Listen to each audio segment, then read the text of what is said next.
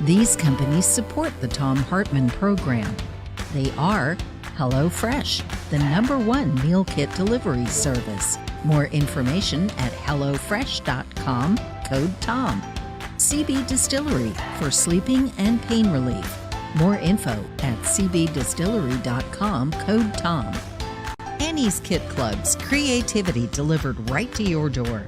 More info is available at annieskitclubs.com/Tom. EasyFlow, personal air filtration system. Fresh air anywhere. More info at easyflowusa.com, code TOM. Masterclass with world-class instructors. More info at masterclass.com/Hartman. And Dinovite, only the best all-natural pet supplements. More info at dinovite.com.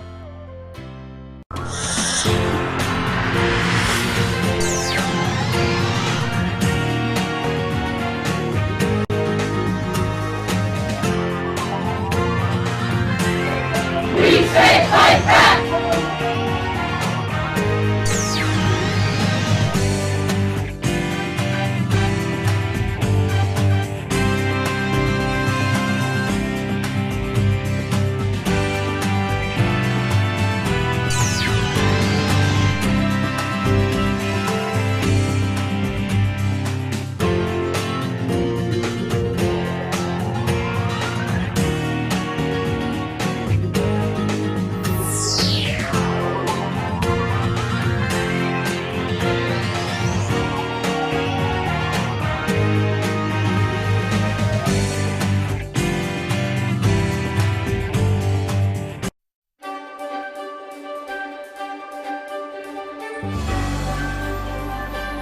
Our book for today is Kickback, Exposing the Global Corporate Bribery Network by David Montero. This is from the introduction, Chapter 1. During Watergate, the appointment of a special prosecutor to investigate Richard Nixon's alleged tampering with elections was intended to mark the close of a sordid chapter in American history. Instead, that effort, culminating in Nixon's resignation, would prove to be only the beginning of a deeper political morass that America would face for decades to come. Congressional investigations would uncover for the first time that multinational corporations, through slush funds and bribes, were not only secretly funding political organizations at home, like Nixon's re-election campaign, but corrupting foreign officials abroad. This new perspective on the corporate abuse of power and its impact overseas would result in the Foreign Corrupt Practices Act, FPCA, groundbreaking legislation that, by prohibiting commercial bribery for the first time in history, sought to change how capitalism and political affairs were conducted all around the world. Now, more than 40 years later, we are experiencing a kind of déjà vu as the special counsel investigates whether the president allegedly abused his power, again by obstructing an inquiry into a possible manipulation of our country's elections. Just as was the case in Watergate, whatever special counsel Robert Mueller uncovers will likely mark the beginning, rather than the end, of a reassessment of how power actually operates in this country. And just as in Watergate, there's the possibility that Mueller's far-reaching probe may reveal how tightly political corruption and corporate corruption are linked through bribery, just under the surface of America's political life. Nixon was the recipient of secret corporate donations, which were considered illegal because they should have been disclosed. But the payments, while unlawful, did not compromise the presidential election itself.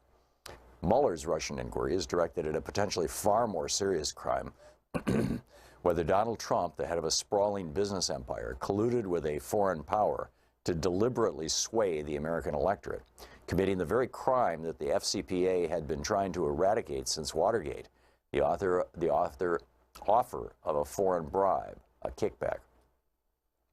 That law specifically states that a corporate bribe need not involve an actual exchange of money. An offer of anything of value, such as a promise to a foreign government official, is sufficient to violate its terms.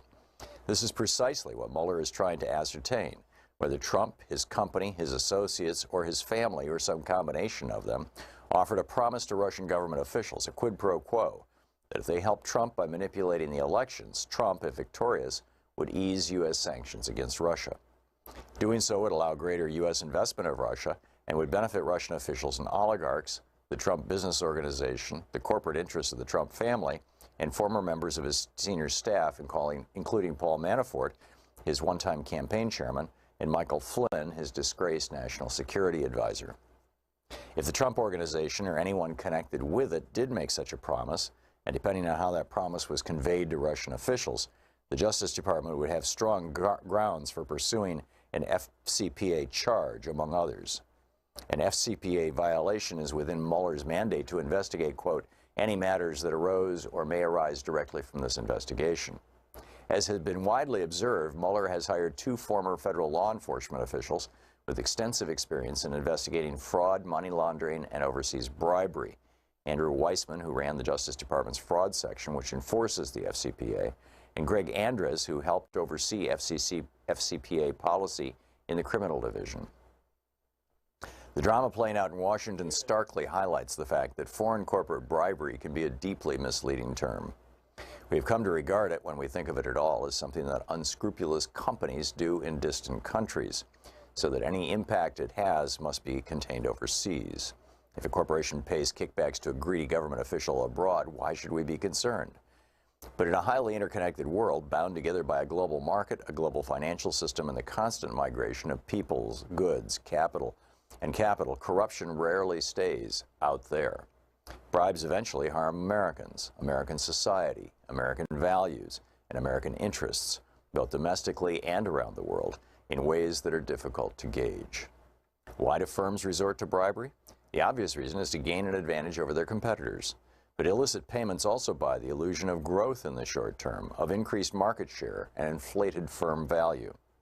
It does not take into account the harm that this practice causes to companies themselves, sinking employee morale, diminished profit margins, and the possibility of hundreds of millions of dollars in fines and penalties, not to mention a reputation that will be associated with corruption and deceit. They also effectively steal the public's money because the majority of bribery cases involve capital-intensive development and infrastructure projects such as roads, dams, defense systems, oil extraction, or mining that are publicly funded. To recoup the bribes involved in winning such contracts, companies conspire with foreign officials to inflate the costs, sometimes by 10 or even hundreds of millions of dollars.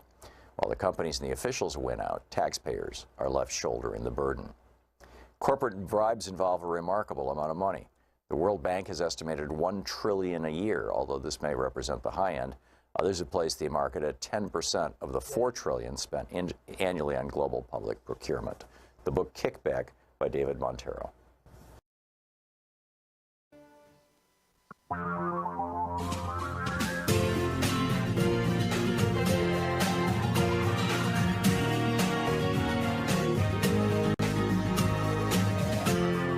This is the Thom Hartmann Program.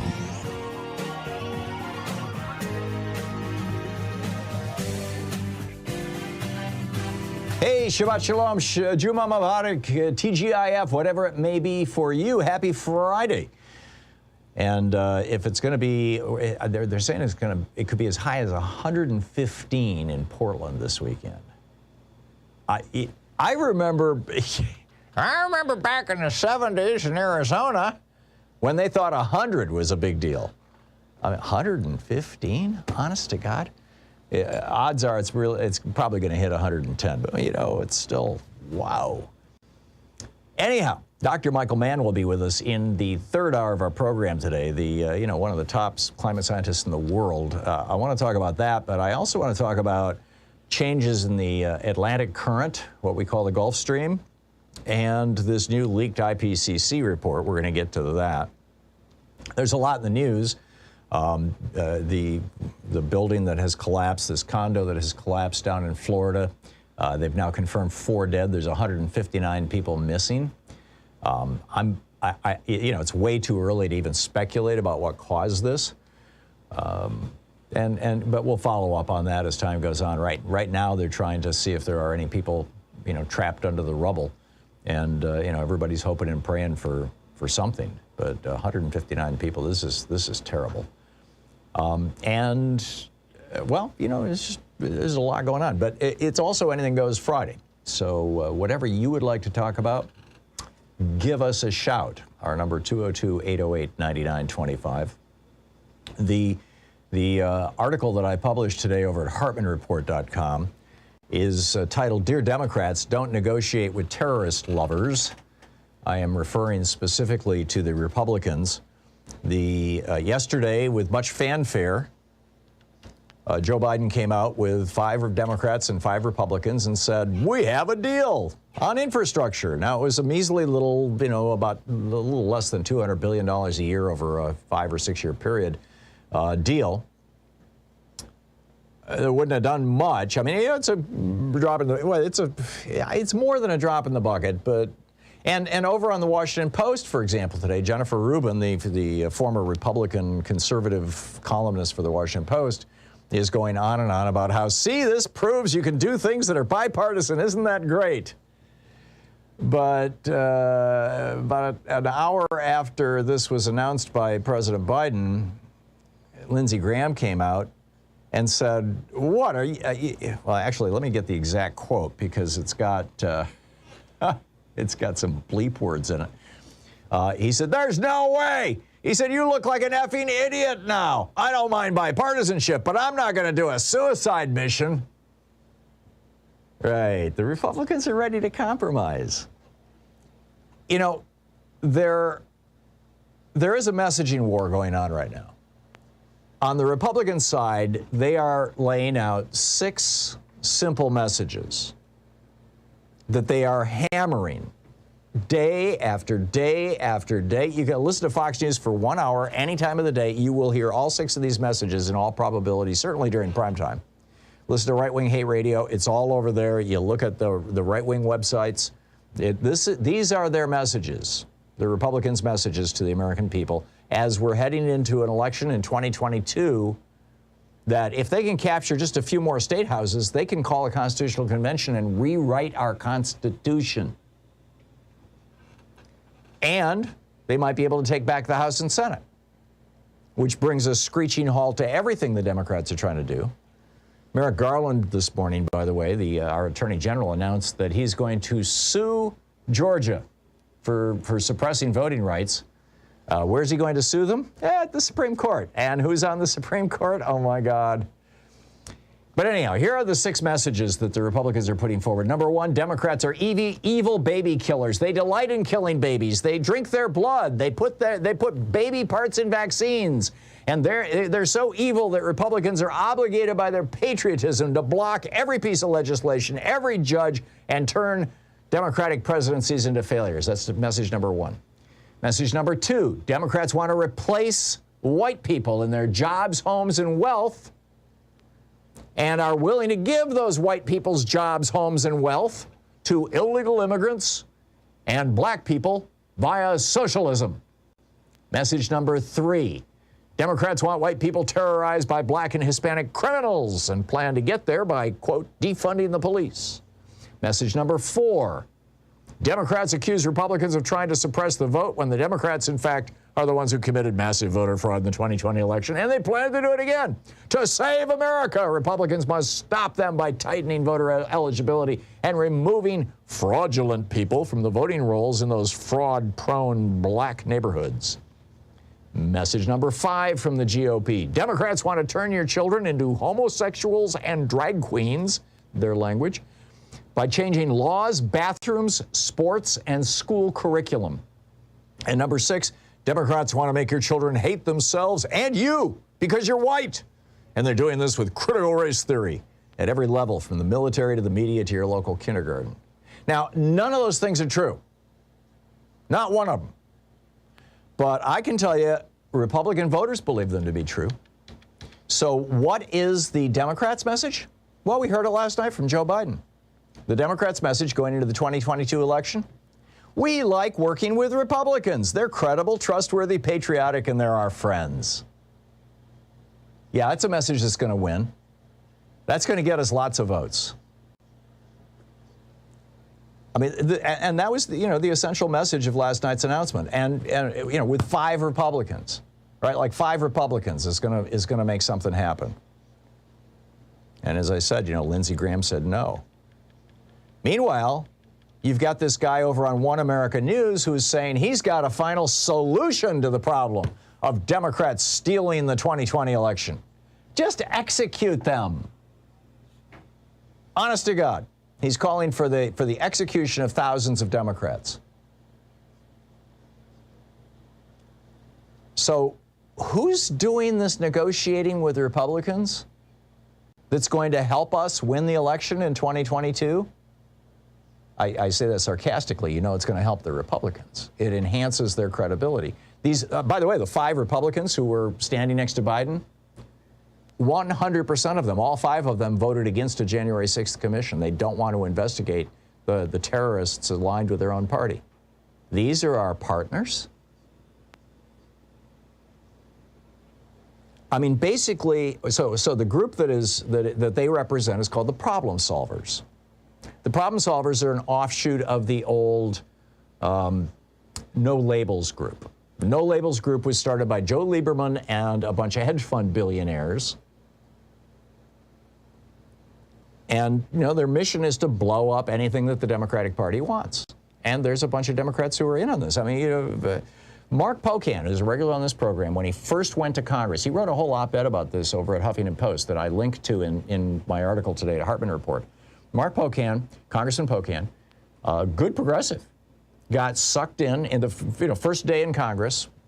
Problem solvers, no labels. Hey, Mark, come on with us. We can work together and make the. Oh, and Mark is like, okay. And then he says, by the way, who's funding your group? And their response was, and this is a verbatim quote, we can quietly remove you from our list if you want. Pocan says, I was duped. So because of these problem solvers in the Democratic caucus, now there's one possibility here, by the way, that this is, that I'm giving them too much credit, and I'll get to that in just a minute. But because of these so-called problem solvers in the Democratic caucus, the message now that the Democratic Party is sending to Democratic voters, in the hopes that they're going to get these, Democratic voters, particularly young people and new voters who haven't voted before, because that's really what the Democrats need. The message that they're sending to these people is basically this: we'd love to get things done that 70 or 80% of the American public and even a majority of Republicans want. Things like a public option, ending student debt, taxing the rich, raising wages through unionization. We'd love to do those things, but we can't, because our Republican friends object. And we have to bow to their filibuster because our Republican friends are so credible and trustworthy and patriotic. Really? When Mitch McConnell wanted to get beer bong Brett on the Supreme Court, he changed the filibuster. All the Republicans voted to change the filibuster and say, hey, the filibuster no longer applies to Supreme Court justices. And then he canceled the summer recess and spent, 3 months jamming judges into the federal courts, right-wing, hardcore judges. It is time for the Democrats to say enough is enough.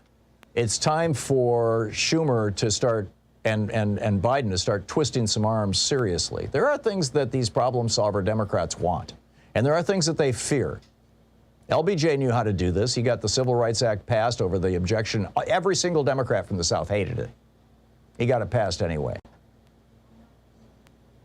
He got the Voting Rights Act passed.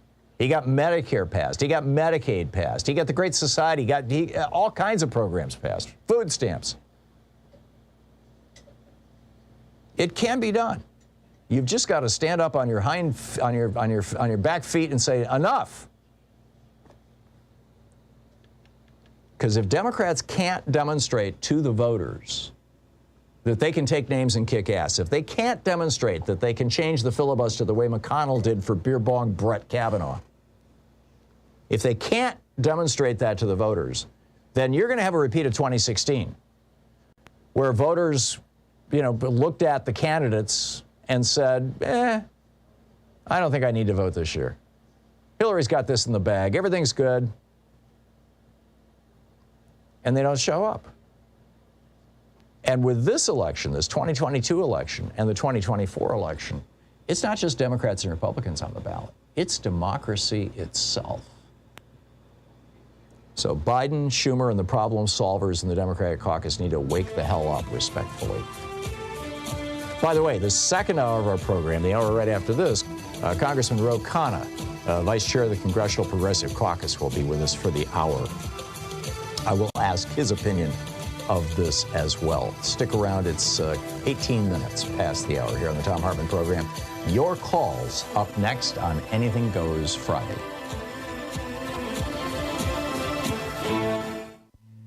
This is the Thom Hartmann Program. Back with your calls in just a moment. It's talk media for the sane among us. Yes, there are some of us still left.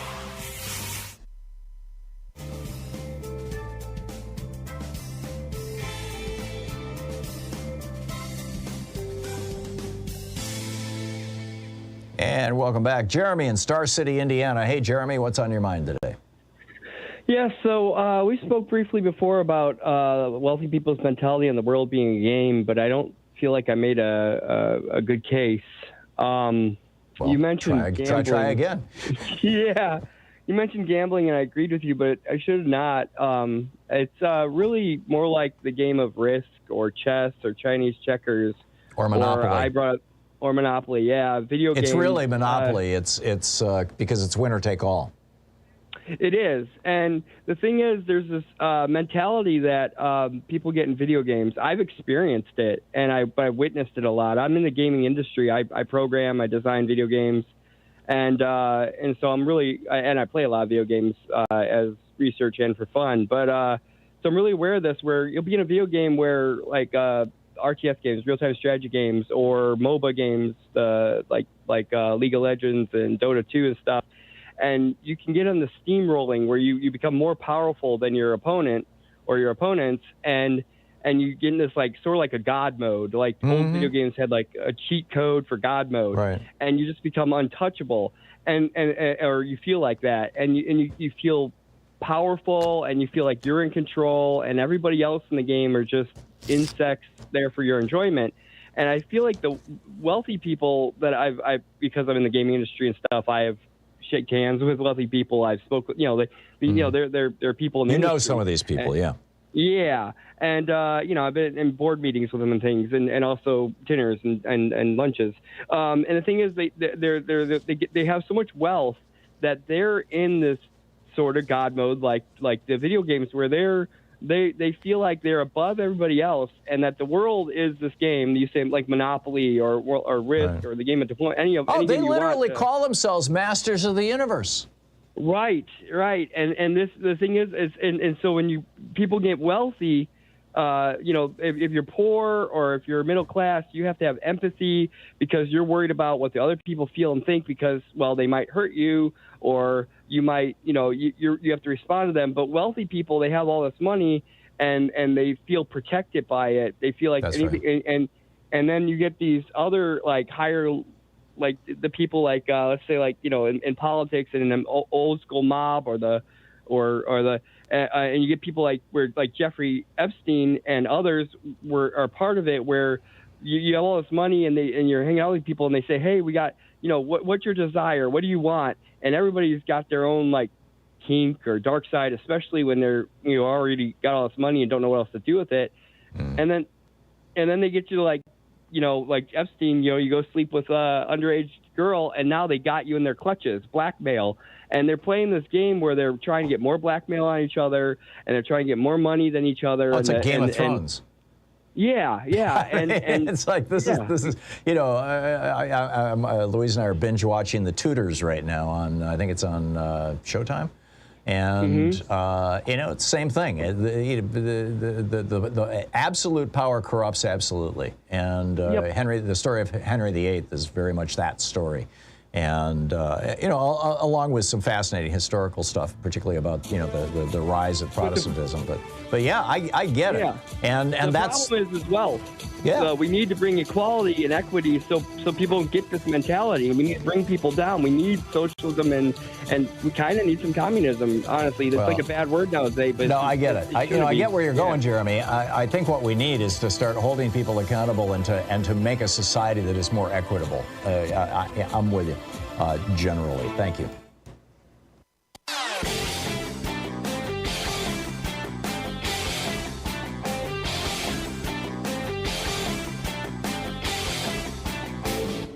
Missed my opening rant today? It's usually published over at HartmannReport.com, where you can read it and share it with your friends for free. Check it out, HartmannReport.com.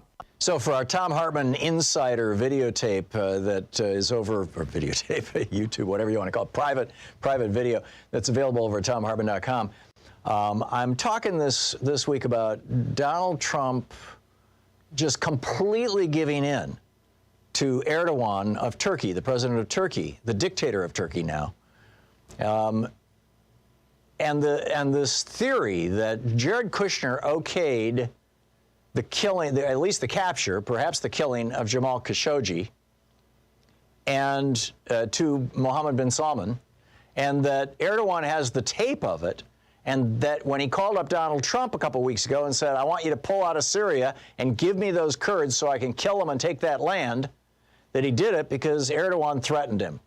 And then Erdogan comes to the United States, a week or two later and gets a whole state dinner thing.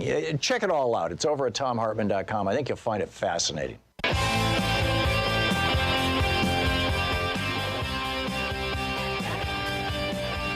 And let's see. Anything Goes Friday, picking up your phone calls. Nick in Sacramento. Hey, Nick, what's on your mind today? Hi, Tom. It's an honor to talk with you. Thank you, Nick. Back at you. I wanted to talk about how it bothers me how bad the Democrats are at branding. Mm-hmm. because the Republican Party is just you just spoke about how they're messaging. Very tightly, very specifically, very rigorously. And, I wrote a book about this in 2008 called Cracking the Code, about, how to do political messaging, because I was hoping the Democrats would pay attention in the 2008 election. Now, they ended up winning that election, which was a great thing. But this whole issue of branding has not been taken seriously by the Democrats generally. And part of the problem, again, is that, their party has been corrupted by these billionaires with a no labels crowd. Sure.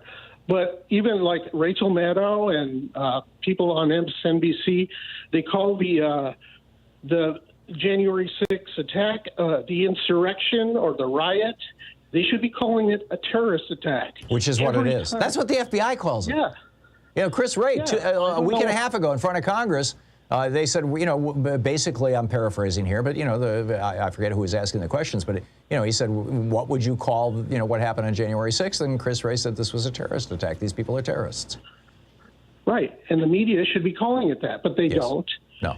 And by the way, there were a bunch of Republicans who stood up on the stage with Donald Trump and encouraged it to happen. Mo Brooks at the front of that line. Right. And Eric Swalwell is trying to sue him. I mean, he chased him around to serve him on this. And now Brooks is suing Swalwell's process server. I mean, it's just this. Yes, I'm with you, Nick. We need to refer to this as a terrorist attack, and we need to be referring to these people as terrorists. Period. Full stop. Right. And for instance, like the COVID pandemic, it should be called the Republican Holocaust. I mean, yeah, I'm wary of hijacking the word Holocaust. You're going to get pushback from I know. I hear you there, from people who are legitimately concerned with that word being diluted. But the Republican slaughter of the innocents, the Republican slaughter of Americans, the Trump slaughter. Any of those things, I get it, and I keep talking about this. I mean, this Delta variant is going to be stage 4 of Donald Trump's, killing hundreds of thousands of Americans who didn't have to die. The Brookings Institution published this paper. 400,000 Americans didn't have to die if they had listened to doctors instead of Republicans. Nick, thank you. We'll be back. You're listening to the Thom Hartmann Program. Call 202-808-9925. It's Anything Goes Friday. Next hour in our program, for a full hour, California Congressman Khanna, Vice Chair of the Congressional Progressive Caucus, will be taking your calls. Third hour, we'll get back with Michael Mann.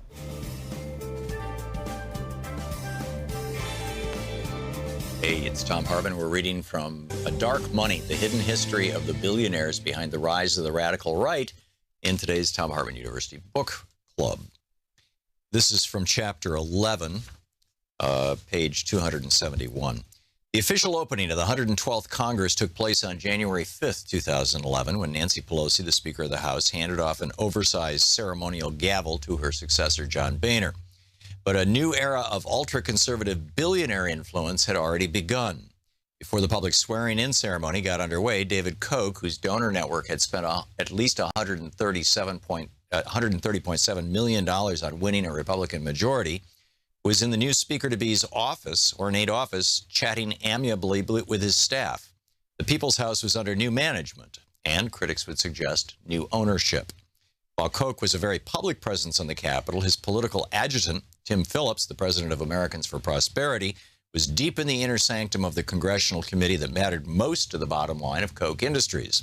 Phillips's most important destination that day was the House Energy and Commerce Committee, which under the new Republican majority had now increased its power to block President Obama's environmental agenda in Congress. The committee could bury progress on climate change and harass the EPA for the foreseeable future. And then just jumping through a little anecdote about Lee Fong and David Koch, they continue. In Plutocrats, the rise of the new global super-rich and the fall of everyone else, journalist Krista Freeland describes how those with massive financial resources almost universally use them to secure politics and policies beneficial to their interests, often at the expense of the less well-off. In the United States, a number of studies have shown that in recent years, this tendency has distorted politics in very specific ways. In a study he conducted for the nonpartisan Sunlight Foundation, the political scientist Lee Drutman found that increasingly concentrated wealth in America resulted in more polarization and extremism, especially on the right. Very rich benefactors in the Republican Party were far more opposed to taxes and regulations than the rest of the country. He discovered the more Republicans depend upon 1% of the 1% donors, the more conservative they tend to be. The 112th Congress soon unfolded as a case study of what David Frum, an advisor to the former President George W. Bush, described as the growing and, in his view, destructive influence of the Republican Party's radical rich. The radicalization of the party's donor base, he observed, has propelled the party to advocate policies that were more extreme than anything since Barry Goldwater and his 1964 presidential campaign. It also led Republicans in Congress to try tactics they would never have dared use before, end quote. Hard data supported this.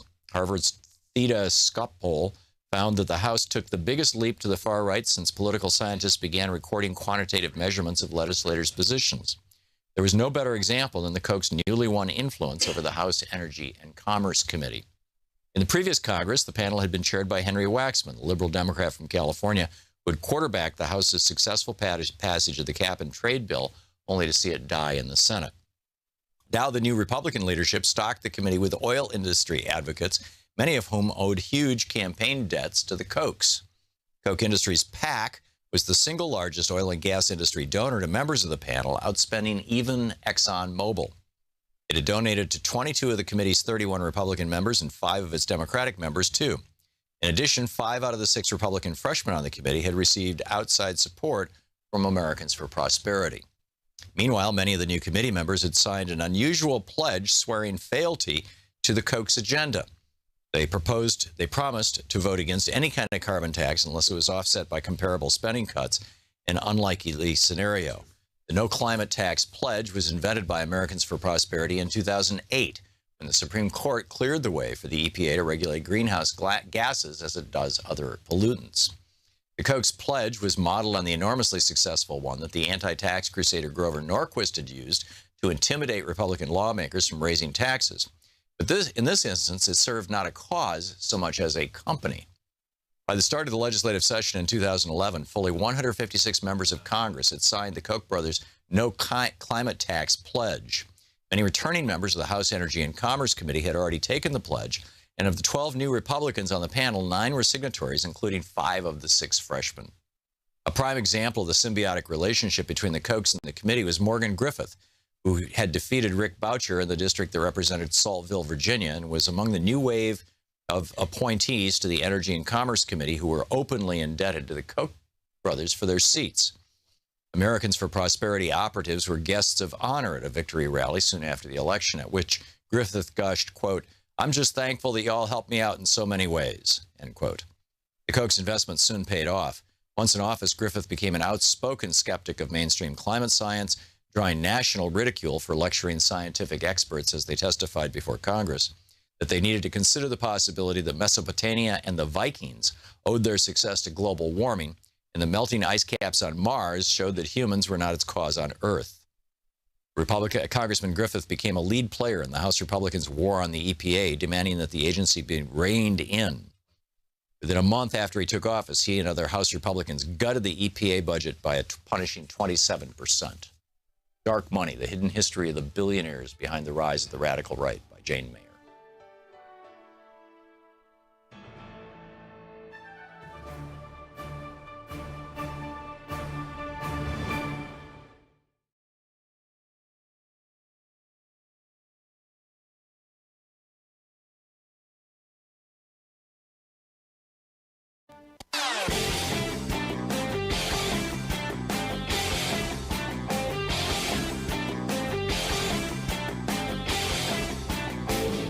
Our 1-hour free podcast recaps our show, and it's available wherever fine podcasts are found. And we have the full 3-hour podcast available over at ThomHartmann.com if you want to really support our program.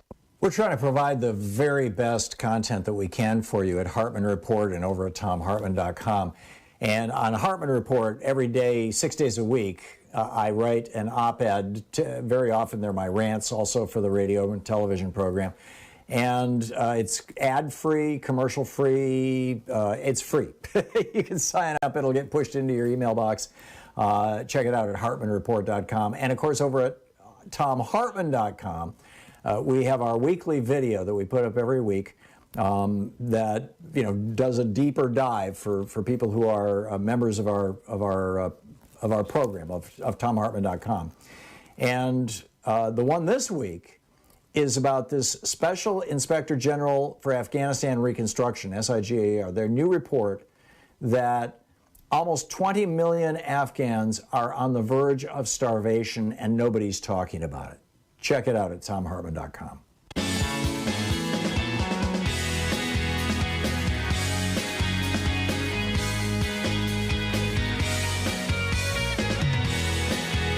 And welcome back. Thom Hartmann here with you. Anything Goes Friday. I just want to make one quick point that I mentioned I was going to get to in my opening rant and then didn't. And that is that it is possible that there's a method to the Democrats' madness. I'm skeptical. I think they're being played by the no labels, problem solvers, hedge fund billionaire crowd. But it is possible that what Biden and Schumer are trying to do and have been trying to do for the basically 5 months that they've been, running things, shall we say, is prove to the American people beyond any shadow of a doubt that the Republicans don't negotiate in good faith. And then use that proof to build a broad consensus across the Democratic base, at the very least, that it's now time to blow up the filibuster and start getting some things done. Now, like I said, this is a best case theory, and the thing that causes me to think that this is not what they're trying to do is the announcement that Joe Biden did last night with 5 Republicans. We've got a deal, which kind of just blows that whole theory up. But that's what I've been hoping. I don't know. We'll see where this all goes. It's going to be a tough one. And I realize, by the way, and I want to add this, that by even raising this, what it does is it brings out of the woodwork all the folks who are like, a pox on all their houses people. Their Democrats are just the same as Republicans. I don't want to hear that. Right? If you're going to call in and try and tell me the Democrats are the same as Republicans, I'm going to cut you off, because they're not. The Republicans are playing a blood sport here. The problem is that the Democrats are not fighting back with the same level of weaponry. Now, I don't think they should be using the same weapons, but without the same level. But the Democratic Party and the Democrats generally do stand for a lot of positive and progressive things, and have accomplished a number of them so far this year, by the way. But, it's time to get some stuff done, or the 2022 election is going to be a bloodbath for Democrats. Robert in Forest Grove, Oregon. Hey, Robert, thanks for listening to Sirius XM. Hi, Tom. What's up? Hi, Tom. Hey. October of last year, you wrote an article in your newsletter. It said the Republican Party is an organized gang of sociopaths. Yes, I did. Yes, and I stand by it. That. Right. I have the scientific proof that your theory is correct. It's an article. It's a scientific article by Kent Kiehl, K-I-E-H-L. Okay. It's called The Criminal Psychopath: History, Neuroscience, Treatment, and Economics. Okay. The Criminal Psychopath: History, Neuroscience, Treatment, and Economics. It's about 30 pages long. It's a beautiful summary of what the psychopathic personality disorder is. Mm-hmm. There's 173 references. And I urge you... And what does this have to do with the Republican Party, Robert? Well, the psychopath is the same thing as a sociopath. They're basically the same thing. Generally, yeah. We used to call them the sociopaths. Now they're called psychopaths. Right. They're basically the same thing. Right. You can ask Dr. Justin Frank about that, but it's basically the same thing. Yeah, no, he's talked about that on this program. Yeah, it's a person without a conscience, a person who is amoral. Right. And absolutely believes that the ends justify the means.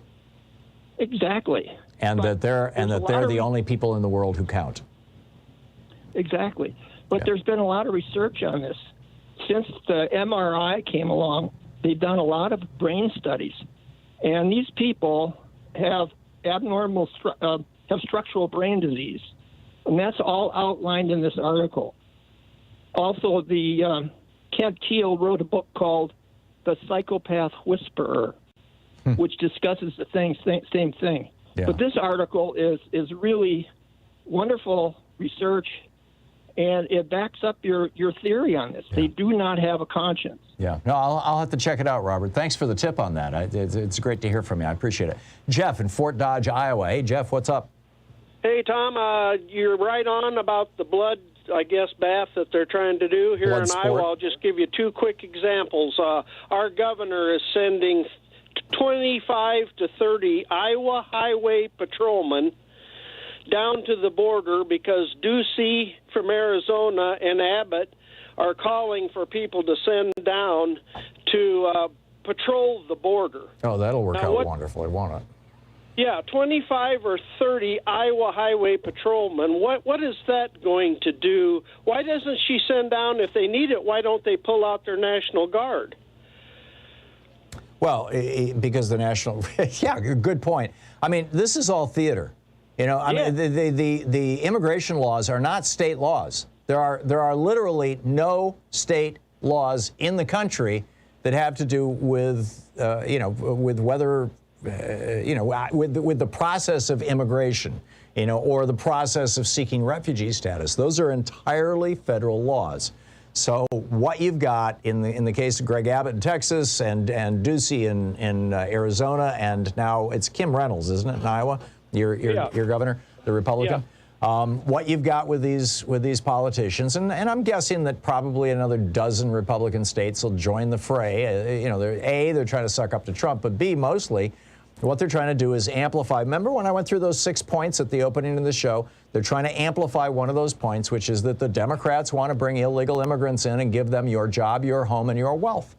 And this is purely partisan politics. And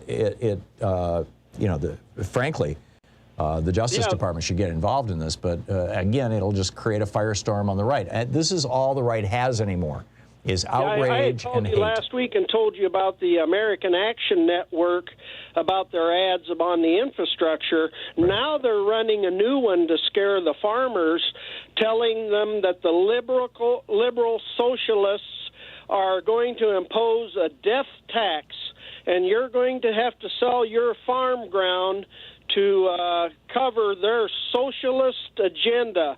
And they've got a picture of Pelosi, Schiff, AOC, Jerry Nadler. Yeah. And it's the American Action. And then, of course, that scares the farmers here in Iowa to death, And well, that's what they're selling. They're selling, fear, and that's what they've been selling for a long, long time. Jeff, thanks for the call from Iowa. I appreciate the insight. Tina in Cottonwood, Arizona. Hey, Tina, what's up? Hi, Tom. I'm your #1 fan. Thank you. And, I just found this out this morning. This happened on June 22nd. Our neo-Nazi legislature here in Arizona made it legal to send prosecutors or criminal investigators to your home if they think the signature on your Tina, ballot. I'm sorry. Your voice is kind of fading in and out. Maybe Sean can turn you up a little bit, or you could speak directly right into the microphone. I'm missing words here. Hello, do you hear me? Yeah, say it again. Just say it loud.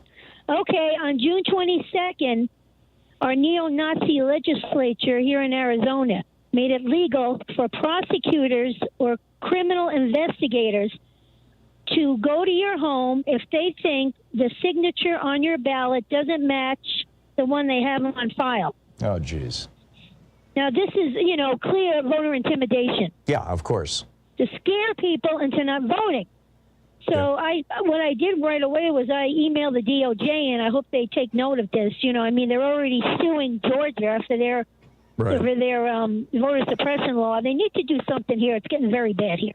Yeah, the problem is that Mitch McConnell kind of preset this by getting by blocking Merrick Garland from the Supreme Court, and then Trump helped that out by, in my opinion, intimidating or even blackmailing Anthony Kennedy about Trump's relationship with Kennedy's son, so that Kennedy, you know, a young, hale and hearty Supreme Court justice, conservative, would retire, and that would give him an opportunity to put Neil Gorsuch on the bench.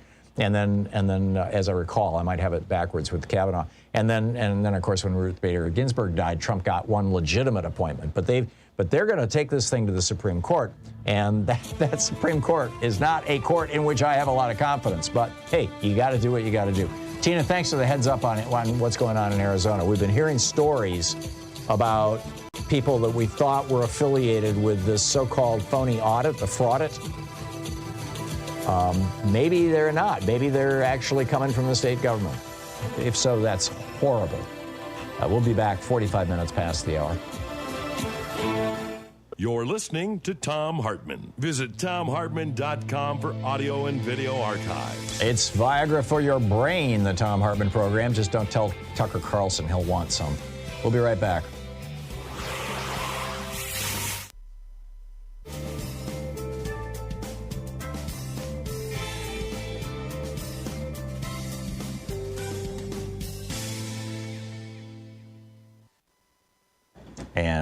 And welcome back. Jason in Homestead, Florida. Hey, Jason, what's up?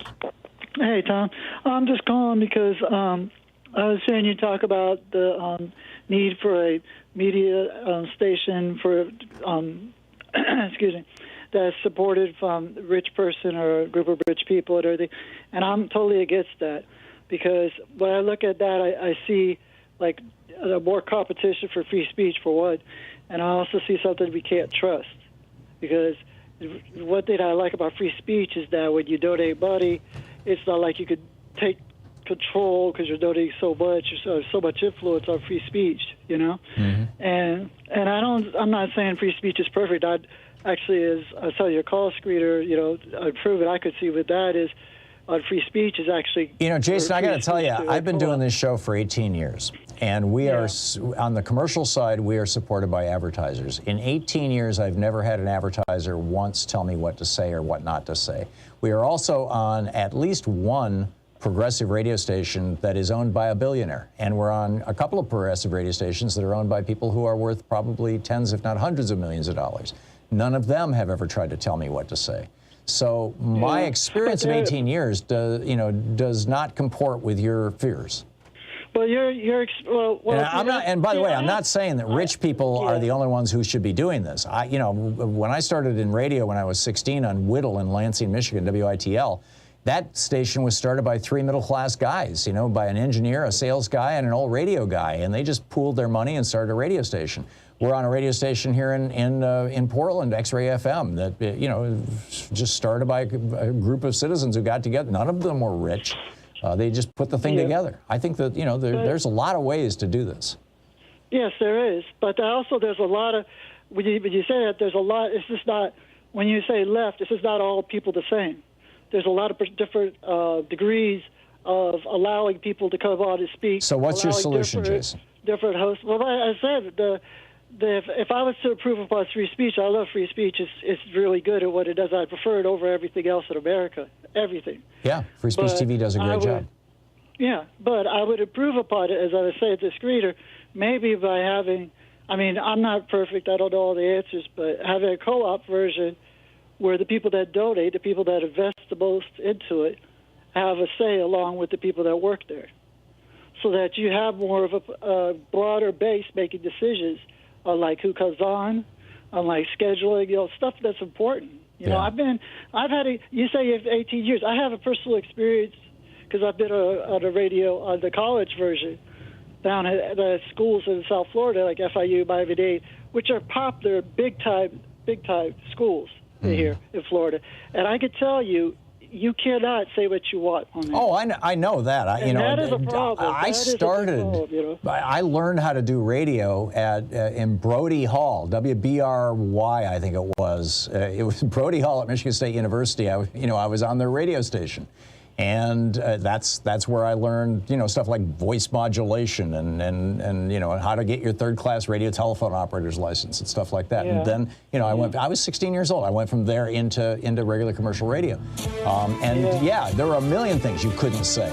you couldn't challenge the RAs in Brody Hall. But even on free speech, you have people that can't come on certain shows.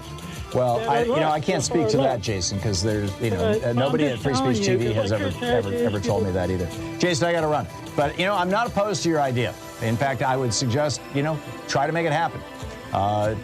Start a radio station. Make it a co-op. Do it.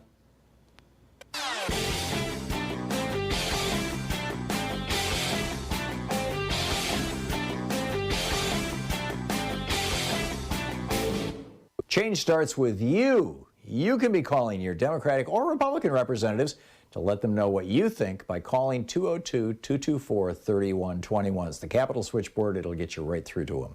In addition to the free newsletter that we have over at ThomHartmann.com, which gives you literally a link to every story or article I've talked about throughout the day, every day, comes into your email box every day. There's no charge. In addition to that, and my daily rants, which are free of advertising and free of charge over at HartmannReport.com, we also produce a weekly video. This week's video is about how power companies around the country, for-profit power companies 100% of the time, these power companies around the country are making it harder and harder and more expensive for people to install solar in their homes. All kinds of ways of trying to block people from doing this.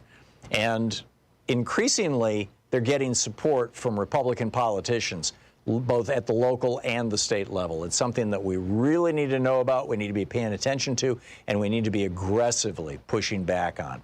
You can check it out over at ThomHartmann.com and at HartmannReport.com.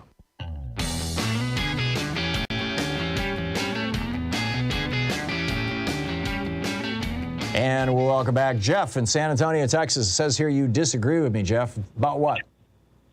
Hey, good to hear from you, Tom. Thanks.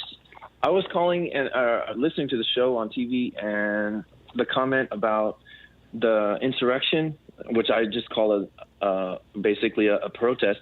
Those were not You're terrorists. Talking January 6th at the Capitol building? Yes. I would say 99.99% were American patriots. And you can go ahead and point fingers at those guys that were violent and causing the destruction. Those were maybe anarchists and there to cause trouble, but they were not part of the people who were. Let me cut you some slack here, Jeff. I will grant you that probably a lot of the several thousand people who showed up were there because they actually believed what Fox and other right-wing media had told them, that the election was stolen from Donald Trump by evil Democrats, and this was their and what Donald Trump was telling them, and that this was their last chance to save American democracy. There's no doubt in my mind that the vast majority of Republicans who are going along with this are well-intentioned people, or at least many of them, well-intentioned people who are scared to death because they are being frightened by right-wing media. That said, the 500 or so people who are being actively prosecuted by the FBI, and in particular some of these groups that have helped organize this, and I would put a couple of members of the Republican Party in there as well. Those folks knew what was they were trying. They went in there with the intention of murdering Mike Pence and Nancy Pelosi. They brought a gallows to the Capitol building. That is terrorism. Terrorism is trying to affect a society or a legislature by fear. Those people are terrorists. And they are the ones who fomented this thing. They are the ones, they and Donald Trump are the ones who worked their butts off to get thousands and thousands of people there on that day. And therefore, I believe that you can call it a terrorist attack. I mean, you could probably also, I could also argue that the 19 guys who flew airplanes into the towers and into the Pentagon back on 9/11 were dupes of Osama bin Laden. And Osama bin Laden was the master terrorist, and they really and truly believed that America was the great Satan that was going to destroy Islam around the world and, end their right to religion. Fine, Right. but we still call them terrorists because what they did is they engaged in an act of terrorism. What happened on January 6th, attempting to intimidate the Congress of the United States and murder the Vice President and Speaker of the House, how can you call that anything other than terrorism, Jeff? Well, you might stretch it and say that they were planning that, but you would have to have some pretty good evidence and some good proof. And if they bring, how about Donald Trump's Twitter feed? How about Donald Trump's what? Twitter feed. Oh, Twitter feed. I mean, they planned this right out in the open. It was all over Facebook. It was all over Twitter. I mean, this is what's so infuriating about it is, the FBI had, just Parler, right? Just that one right-wing social media website notified the FBI 51 times that there was going to be a terrorist attack on the Capitol on January 6th. And the Trump administration FBI said, don't see anything here. Well, I don't know. How what can you to not say call about this that. terrorism? I mean, the FBI has its intention. I mean, they have their agenda as well. I think the administration, the Trump administration was complicit in this. And then you had Chris Miller, who wrote the memo saying the National Guard may not be mobilized and you may not help the Capitol Police unless you hear from us. And then for 4 hours, you had members of Congress, you had governors, you had Republican Governor Hogan of Maryland calling the White House, begging for action. And no, we're not going to do anything. And they didn't do anything until it was finally declared by the media that Nancy Pelosi was not dead and that Mike Pence was not dead. And once that happened, that was the end of it. Jeff, I'm going to move along, but thank you for the call. Charles in Miami. Hey, Charles, we have a minute until the end of the hour. What's up? It's yours. All right. Well, first of all, should we be drafting young men and women in the inner cities, or just any in certain parts of the country that may not be well to do? But should we be putting them on the border? Setting up housing for them, and essentially pulling them up by their bootstraps. Second of all, we should try to find a way that we can register all voters federally. It should not be in the hands of state anymore, and we should use it just the same way. I'm with you on that. Get the people just where they drafted Americans to go to war in World War II, Vietnam. To use that type of system. And second of all, most of all, should China and Russia remain or be suspended from NATO? Yeah, that's a lot of territory, Charles, and we're out of time. But thank you for. In the future, let's just keep it to one topic, and I can give you a response. But there's no time to respond to any of it. But Charles, you make great points. Thank you for the call, as you usually do when you call in. Make great points. Up next, Congressman Khanna, Vice Chair of the Congressional Progressive Caucus, a national town hall meeting for the next hour, taking your calls. Stick around.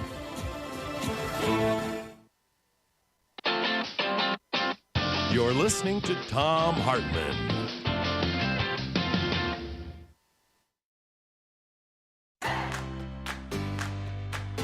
These companies support the Thom Hartmann Program.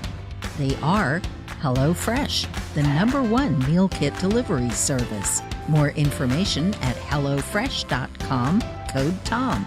CB Distillery for sleeping and pain relief. More info at cbdistillery.com, code TOM. Annie's Kit Clubs, creativity delivered right to your door. More info is available at annieskitclubs.com/Tom. EasyFlow, personal air filtration system. Fresh air anywhere. More info at easyflowusa.com, code TOM. Masterclass with world-class instructors. More info at masterclass.com/Hartman. And Dinovite, only the best all-natural pet supplements. More info at dinovite.com.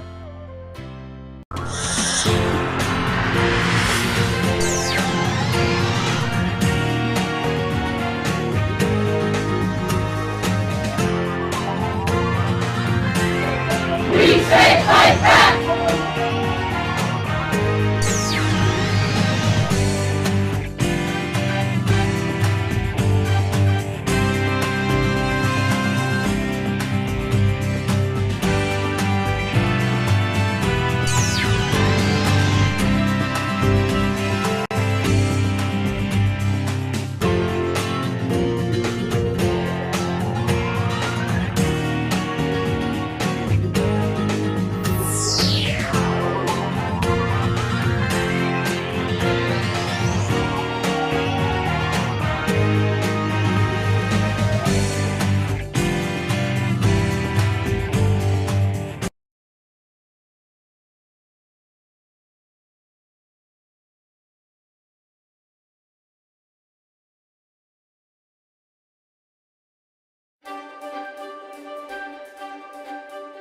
Welcome back to the Thom Hartmann Book Club. Today we're reading from Point to Point Navigation, a memoir by Gore Vidal. This is from the last two chapters, and we're reading from page 258. In 1961, a new president of the United States, John F. Kennedy, was inaugurated at the age of 43. With him, a new generation had taken the crown from the older generation as represented by General Eisenhower. There was triumphant talk of a new frontier, presumably to be crossed by all of us into a bright new land where the only shadow that marred the prospect was that of the hideous, murderous specter of international communism centered upon the Soviet Union, against whom JFK had sworn to bear any burden to ensure the ultimate victory of freedom, liberty, and so on. But early on, starting in 1959, under the general direction of then Vice President Richard Nixon, who had many interesting Cuban mob connections.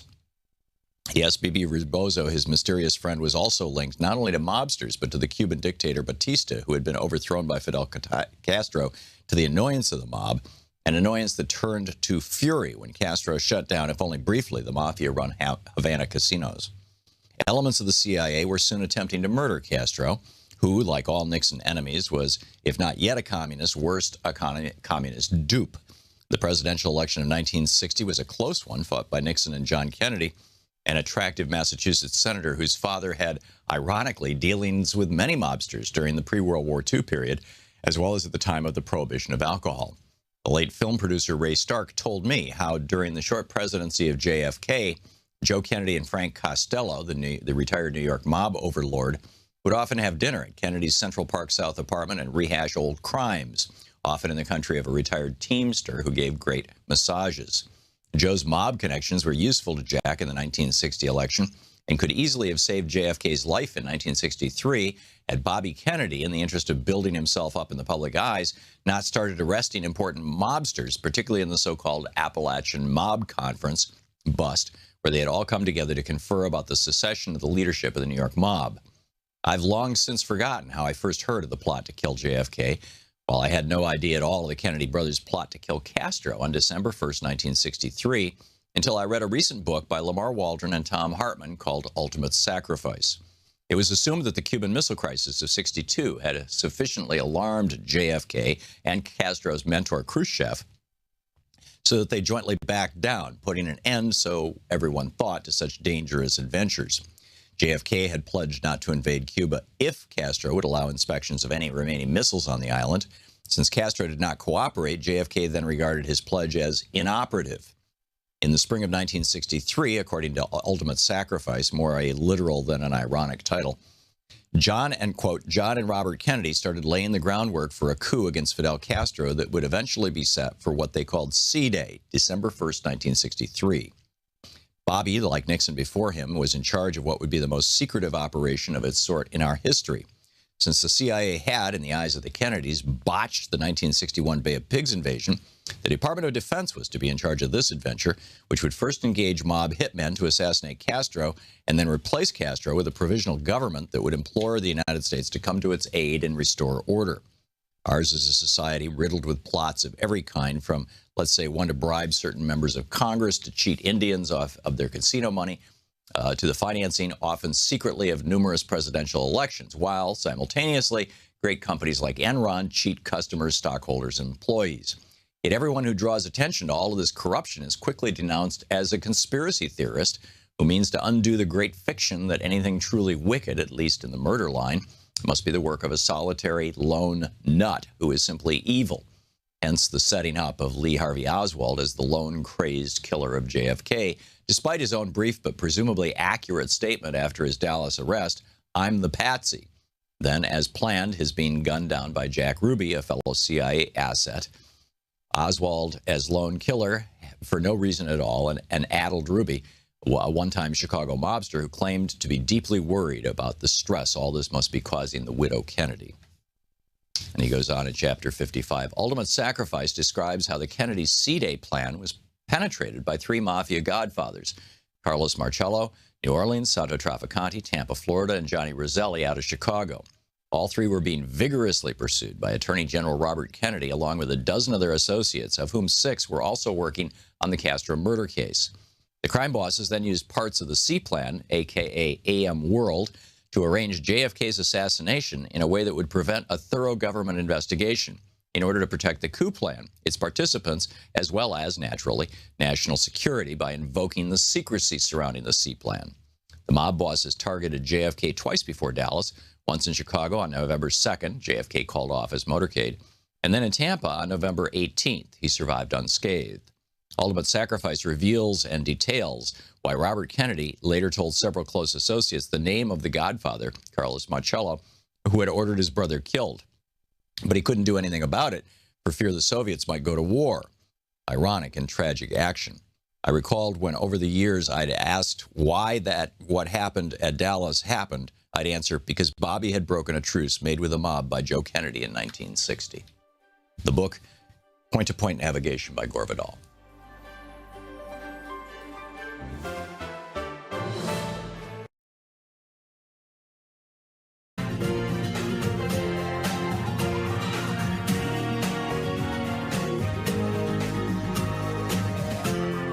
This is the Thom Hartmann Program.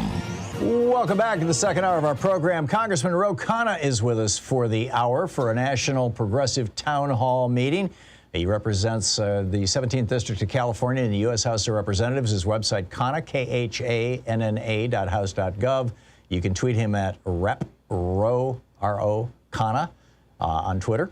And he's vice chair of the Congressional Progressive Caucus as well. Congressman Khanna, welcome back to the program. I'm curious your thoughts on last night, President Biden announcing that there was a deal, a bipartisan deal on infrastructure, and then not 40 minutes later, Lindsey Graham coming out and dropping F-bombs and saying no way, and Mitch McConnell backing away from this too. Well, Tom, I actually read your column. Oh, I don't know where we're getting that echo from. I don't know where we're getting the echo. Yeah, it's got to be on your end. Okay. That's very unusual. Is that happening in our board? It's not. Okay. Yeah. If you just mute your computer. Yeah. Okay. Let me just take it off until. Yeah, you've got. Yeah, that's fine. We can just talk for a minute and we'll reset it during the break. Yeah. But yeah, so go ahead. So I think that I read your column, and the point you made I think was dead on, and that is that the Republicans have no intention of actually doing something bipartisan. At least McConnell and Lindsey Graham did not. They knew this was a two-step deal. They didn't say anything until it happened. They want to blame the Democrats if it blows up. And so they had this photo op. Now President Biden is going to do something big with the Democrats in Senate. That's the only way it would pass the House.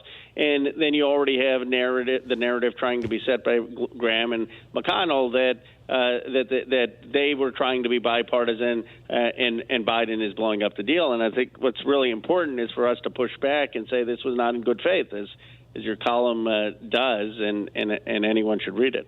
Well, thank you.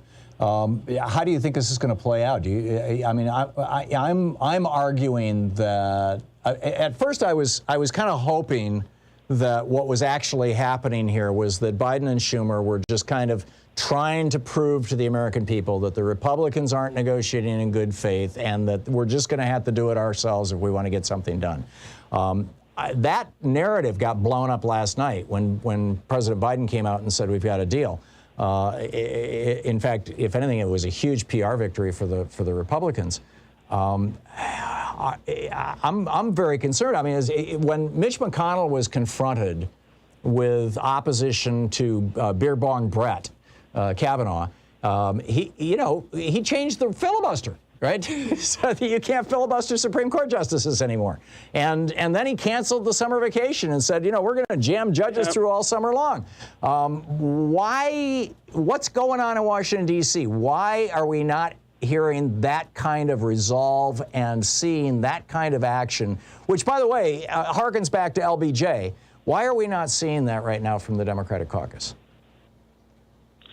Well, you can't claim a place in history with LBJ without doing what LBJ did. And so if we really want to have a bold, progressive agenda, we have to be willing to have that kind of resolve. And I think this comes just down to whether we can get the senators to say that they're at least willing to have exceptions to the filibuster. I mean, I think we ought to do away with it, but at the very least on voting rights, on critical issues of racial justice, there should be an exception. And then we should be willing to just pass this the infrastructure bill and go bold. It's a shame we had to go through all these theatrics of the bipartisanship just to get our own caucus on board.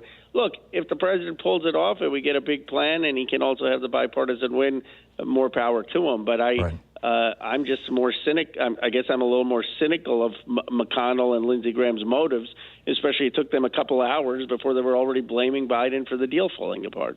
Yeah.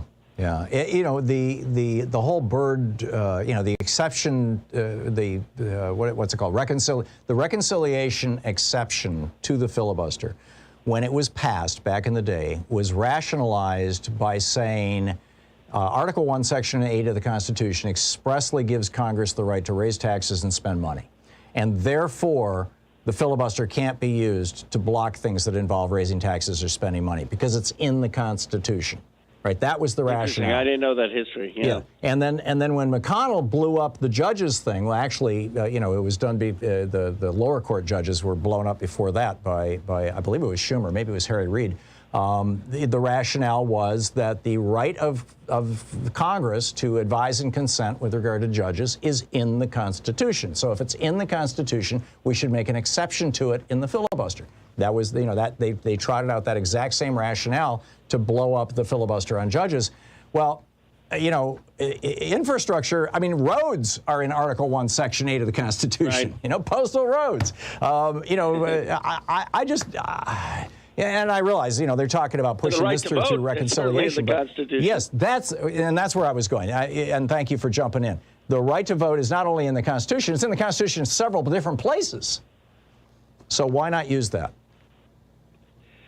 You're preaching to the choir, Tom. I mean, okay. This is the argument we've been making that how can you not at least get a filibuster exception to protect people's right to vote? And I really think the White House could be stronger here. I mean, they say, well, it's the senators, but we don't know what it is until we have very strong leadership. I mean, the president calls and says, I want a voting rights exception. I am calling it for that.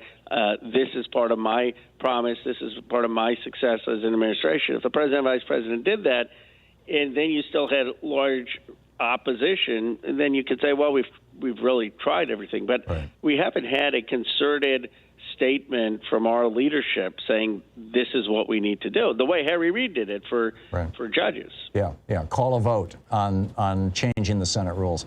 But by the way, we've got a whole bunch of callers here who want to talk to you, and so I'm going to stop.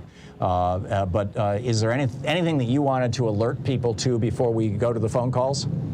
Or talk about? I would just say that the Progressive Caucus is in a pretty strong position. In my 5 years in the caucus, I've never seen the president and the speaker all adopt the progressive talking points, which were that we weren't going to pass any bipartisan bill unless reconciliation was passed first through the Senate and the House, and that's basically what the speaker said, what the president said. So I feel good about the substance. I think we're going to get a big bill through both the House and the Senate on infrastructure. I think the president's going to sign it. My concern is what Lindsey Graham and McConnell are going to do, and it may very well have been a trap where they're now going to try to blame anything falling apart on the White House and on Democrats. Yeah, which would be unfortunate. And I don't want to be, one of those people who's piling on the Democrats. I really struggled with this morning's op-ed, but on the other hand, I just really think it's time to take names and kick ass. So let's pick up our phone calls here. Jeremiah in Coalport, Pennsylvania. You are on the air with Representative Khanna. Hey, Congressman. I was wondering where we are with the Trump tax increase that was built into the Trump tax cut. Because if we don't get this repealed, Republicans are going to have no problem blaming the Democrats for the tax increase, even though this was built into a Republican bill which they all voted for. This is the tax increases on people earning less than $75,000 a year that kicks in this year? That's what you're talking about, Jeremiah? Yes. Okay. Congressman? Jeremiah, you're right to raise it.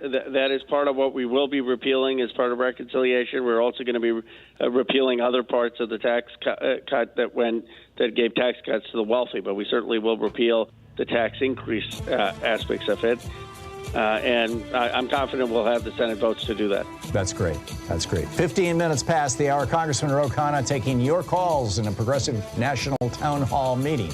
Congressman Khanna is vice chair of the Congressional Progressive Caucus, represents the 17th District of California in the U.S. House of Representatives. Khanna, KHANNA.house.gov. You can tweet him at @RepRowKhanna. We'll be back with more of your calls for Congressman Khanna in just a moment. This is the Thom Hartmann Program. Representative Khanna taking your calls for the hour in our National Progressive Town Hall meeting.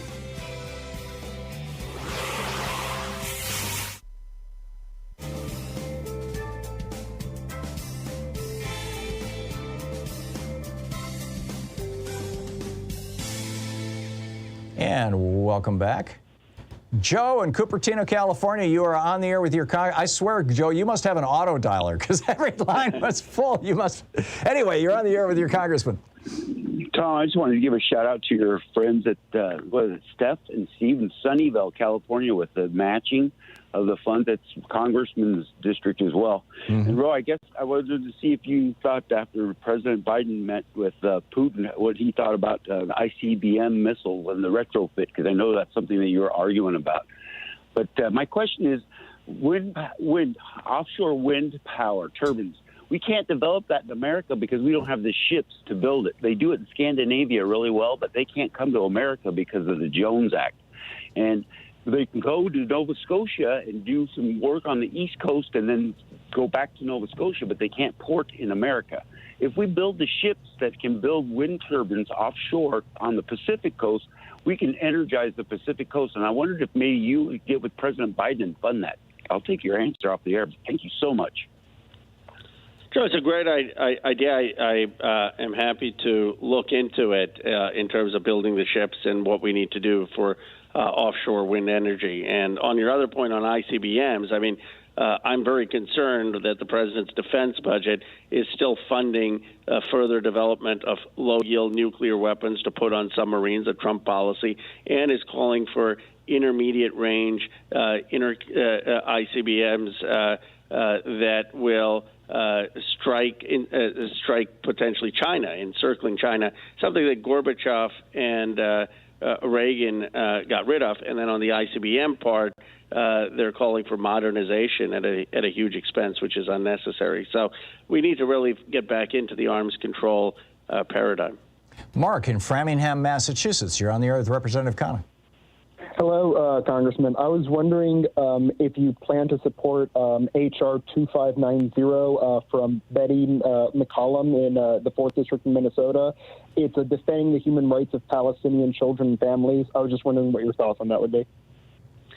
Well, I am a strong supporter of Palestinian human rights and have criticized the Israeli government for destroying villages.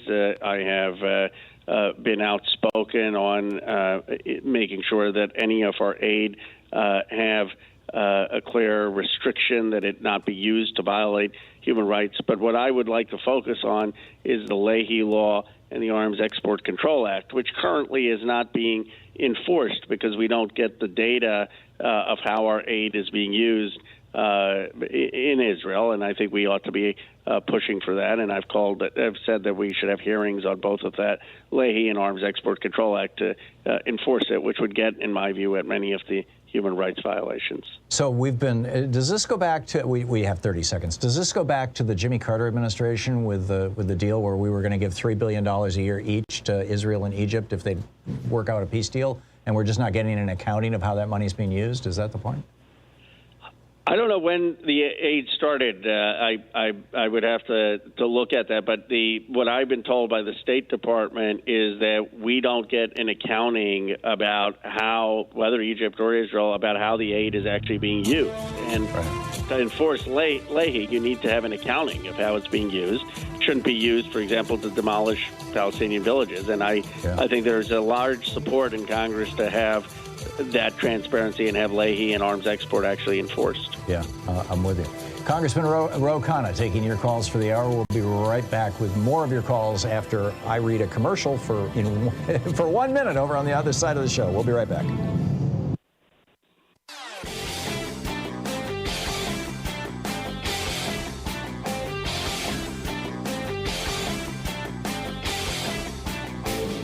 Share the Thom Hartmann Program with your friends. We're available on SiriusXM, Free Speech TV, Pacifica, commercial stations nationwide, YouTube, Twitter, Facebook, on the Thom Hartmann app, and you can even tell your smart speaker to listen to the Thom Hartmann Program. We try to have a lot of content over at ThomHartmann.com, and of course, every day my daily rant goes up at HartmannReport.com. No advertising, no fee or anything like that. You can even get it pushed out to your email box for free. But we also have podcasts available that are free through wherever your favorite podcast provider may be, or the full 3-hour program. It's a 1-hour podcast, the one that's free out there. There's also the 3-hour podcast available at ThomHartmann.com.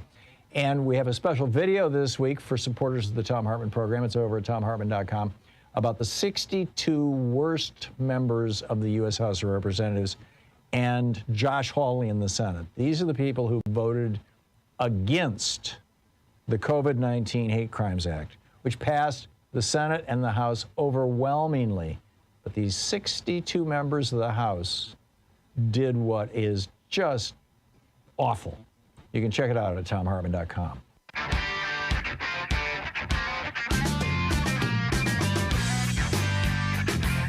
Ro Khanna with us taking your calls for the hour. And Dan in Watertown, South Dakota, you are on the air with Representative Khanna. Don, you mean? Don, I'm sorry. Yes, sir. My apologies. Okay, that's fine. That's fine. I was thinking about this filibuster rule. Can't we just put one stipulation in there that says, like reconciliation, you can only use this rule 1 or 2 times a year? Then we can break up those big bills and they can't block everything they hate. That's a reasonable proposal, too. I mean, look, I think progressives have been willing to compromise here. We want to end the filibuster. We've said let's have some key exceptions. If you want to limit the amount of uses of those exceptions, we are willing to do that. What we're not willing to do is to say that the entirety of Biden's agenda on voting rights, on immigration, on on gun violence, on climate, is stalled, and that the only thing we're going to get is infrastructure because of this arcane rule where you need 60 senators. And think about the long-term implications of that, given how the population is spread out in this country and who gets senators. You can't have a sense that even if we elected a truly progressive president, if Bernie Sanders tomorrow became president, we have to wait till we get 60 senators. That means the progressive agenda is really going to be stalled indefinitely. And so this has to be solved in terms of an exception or some agreement that you can't just stall the agenda until you get 60 senators to vote for something. Norm in Tampa, Florida. You're on the air with Representative Khanna. Yes, Congressman Khanna, we need your help. I am a pharmacist, and the pharmacists, dentists, and physicians need your help in addressing the CDC opioid guidelines that have been proven to be unscientific. And we know when Congress is going to do something about this because it's harming our patients. People are committing suicide, and we've been demanding that something be done about this and stuff.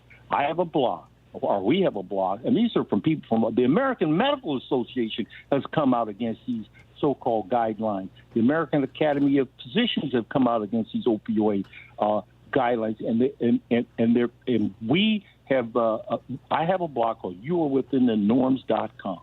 YouAreWithinTheNorms.com. These guidelines are so harmful that people are committing suicide. In fact, There's an interesting article written by Sally Sattel, who is a Columbia University psychiatrist at the medical school there, and she has described how these guidelines are causing suicide in patients. And the most people that are being affected by this, you pull this up, are white people that are killing themselves because of being denied treatment and proper medication. We need Congress, the Oversight Committee, to do something here. And we're talking about scientists, people from Jewish scientists, Indian scientists, black scientists, have all come out and said these guidelines are incorrect. Norm, I think you've made your point. Let's let the congressman respond, okay? Well, I appreciate it. Look, there has to be a balance. These drug companies exploited loopholes and ended up producing opioids that got people addicted, and they pushed them on patients who are vulnerable to make money. They obviously have to be held accountable. There have to be standards, but there has to be a balance. You can't go to the other extreme where if patients actually need it and if it's something that is doctors are saying are necessary, that we ban it. And so I'm happy to look at it and raise it in the Oversight Committee to make sure we have that appropriate balance. Dennis in Racine, Wisconsin. You're on the air with Representative Khanna. Hi, everyone. I'm wondering why the threshold for paying taxes on Social Security income hasn't been raised since day one. That is meaning you want to exempt some of the income before people pay Social Security tax? I think that's his point, or even go back to the way it was before Reagan, fixed Social Security in 1983. It wasn't taxed at all, Social Security income. Yeah, no, I know, and we get this question every time on the show, and I understand it, and every time I take it to some of the groups, they say, well, that they could put Social Security's funding at risk. But I personally think that we ought to be raising, obviously eliminating the cap, taxing people over $250,000, seeing if they can pay a higher tax and figuring out less tax burden on the working class and people who are barely making it. So certainly that seems to be a much more logical way to fund the system. Yeah. Congressman Khanna is with us for the hour, taking your calls. He is Vice Chair of the Congressional Progressive Caucus. He represents the 17th District of California in the U.S. House of Representatives, the Silicon Valley area generally. And his website is Khanna, KHANNA.house.gov. You can tweet him at @RepRoKhanna.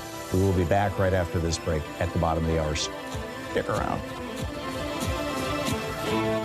You're listening to the Thom Hartmann Program. Call 202-808-9925. We're just getting rolling here. Back with your calls for Congressman Khanna in our National Progressive Town Hall meeting right after this break.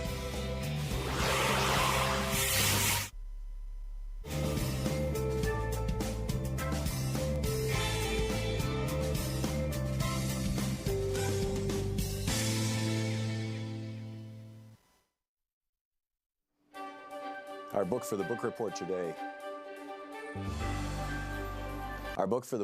today. Is Taking Bullets, Terrorism and Black Life in 21st Century America, Confronting White Nationalism, Supremacy, Privilege, Plutocracy, and Oligarchy, a Poet's Representation and Challenge by Haki R.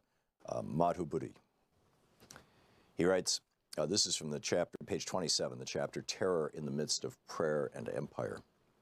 In our perpetual state of national mourning, where our eyes are watered out and our hearts cease to heal at the rate the Creator meant them to, we hold hands in profound silence as we remember the Mother Emanuel 9 of Charleston, South Carolina, those 9 mothers, fathers, sisters, and brothers.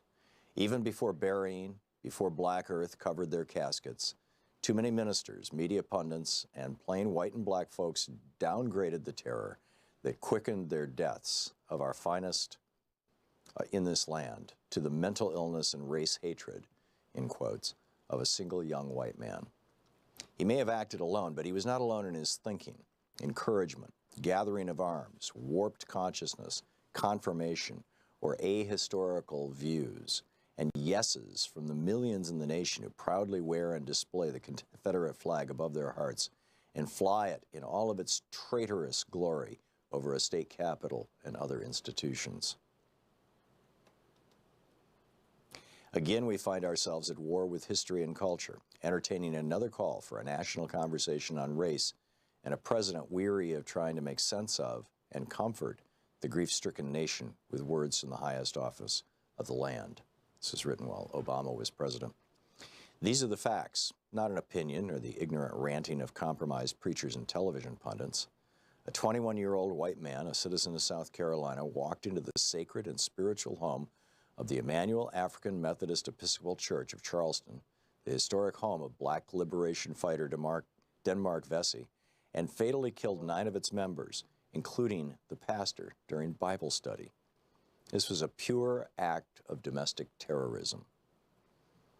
A modern-day lynching by a young white nationalist who coolly and calmly assassinated 9 black members of Mother Emanuel. Domestic violence and acts of terrorism are on the rise in the United States, as detailed by Charles Kurzman and Daniel Schanzer in their New York Times op-ed, The Other Threat, where they state that, quote, the main terrorist threat in the United States is not from violent Muslim extremists, but from right-wing extremists, end quote. In their national research, local police agencies across the country identified, quote, the militias, neo-Nazis, and sovereign citizens as the major threat the nation faces in regard to extremism, end quote. All of this is homegrown with international connections. Morris Dees and J. Richard Cohen of the Southern Poverty Law Center also writes in the New York Times article, Racists Without Borders, that, quote, Americans tend to view attacks like the mass murder in Charleston as isolated hate crimes, the work of a deranged racist or a group of zealots lashing out in anger unconnected to a broader movement.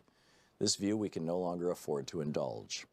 When, according to survivors, Mr. Roof told the victims at the prayer meeting that black people were, quote, taking over the country, he was expressing sentiments that unite white nationalists from the United States and Canada to Europe, Australia, and New Zealand.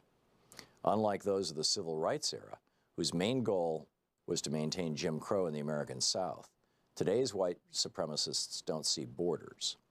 They see a white tribe under attack by people of color across the globe.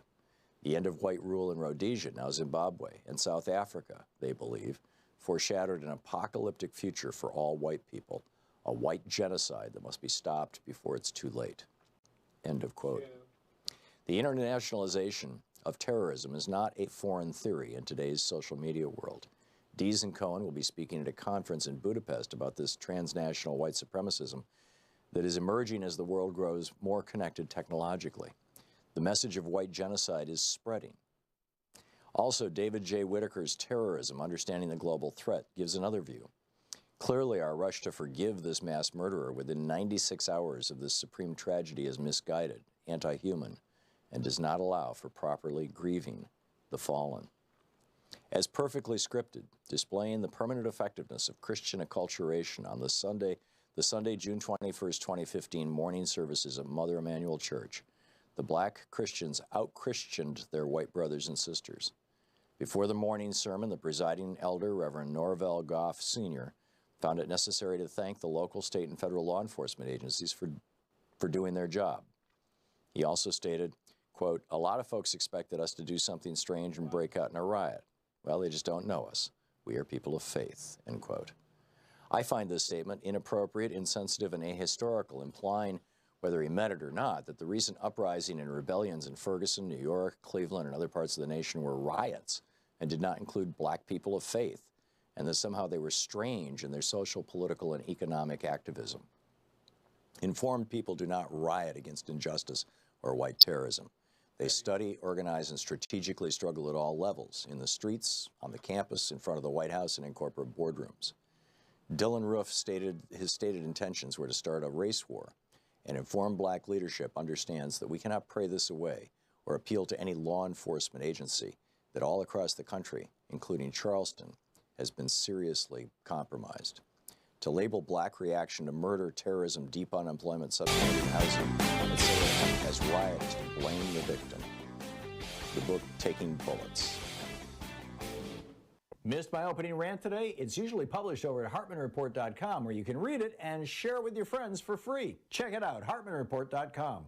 Over at ThomHartmann.com, we have our newsletter, our regular newsletter, that Sue puts together every day. It's got a link in it to every single article that I talk about on the air. So you can see, the backup for everything that I have to say. It's free. There's some ads in it that just, pay for it, basically. But that's it. There's that. And then, of course, over at HartmannReport.com, also no charge, there is our daily rant. So those are two things on the internet that we have. We also, periodically put up videos specifically for the people who are supporters of our program. And you can find our most recent one. It's about guns. This sheriff in Volusia County, the sheriff deputy there, asking the media, where have we gone wrong when a 14-year-old girl and a 12-year-old boy are having a shootout with deputies? And Texas passing this bizarre new gun law. Anyhow, it's all over at ThomHartmann.com. You can find it right there. Check it out.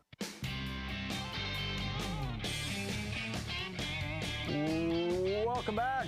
Congressman Khanna, Vice Chair of the Congressional Progressive Caucus, representing California's 17th District in the U.S. House, Khanna.house.gov.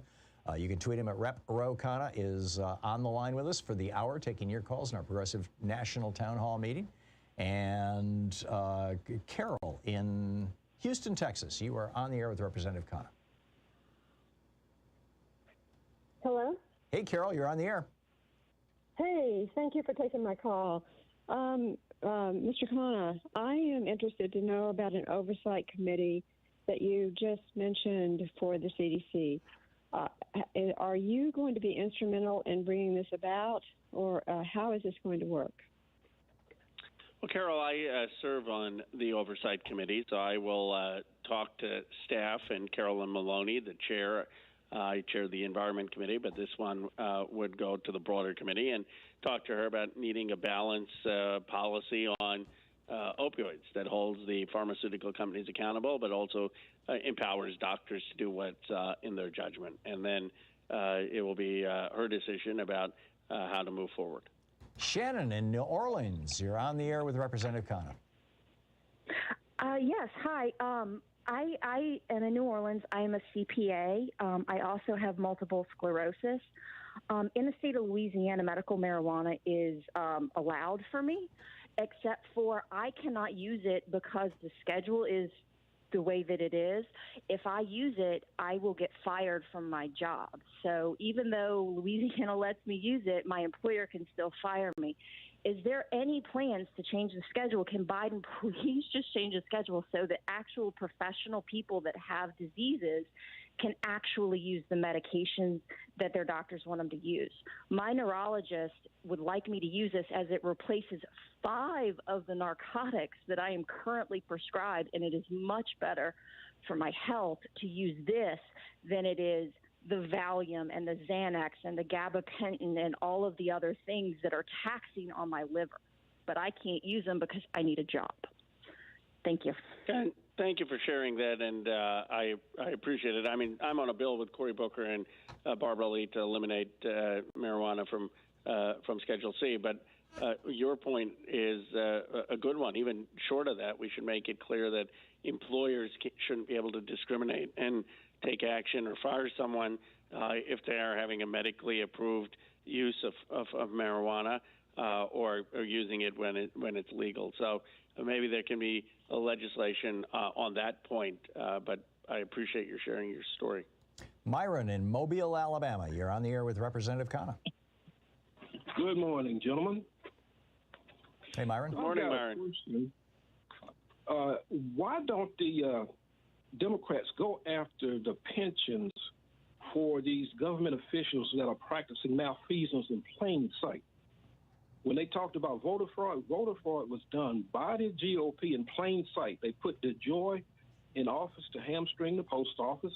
They put fake ballot boxes out to collect those ballots in advance. And now they're passing special laws to prohibit people from voting at the polls. All those things fall under the category of malfeasance. Now, the Democrats, they got to stop coming to a soccer game dressed up to play beach ball. They need to go after these guys. So I'll take my answer off the air.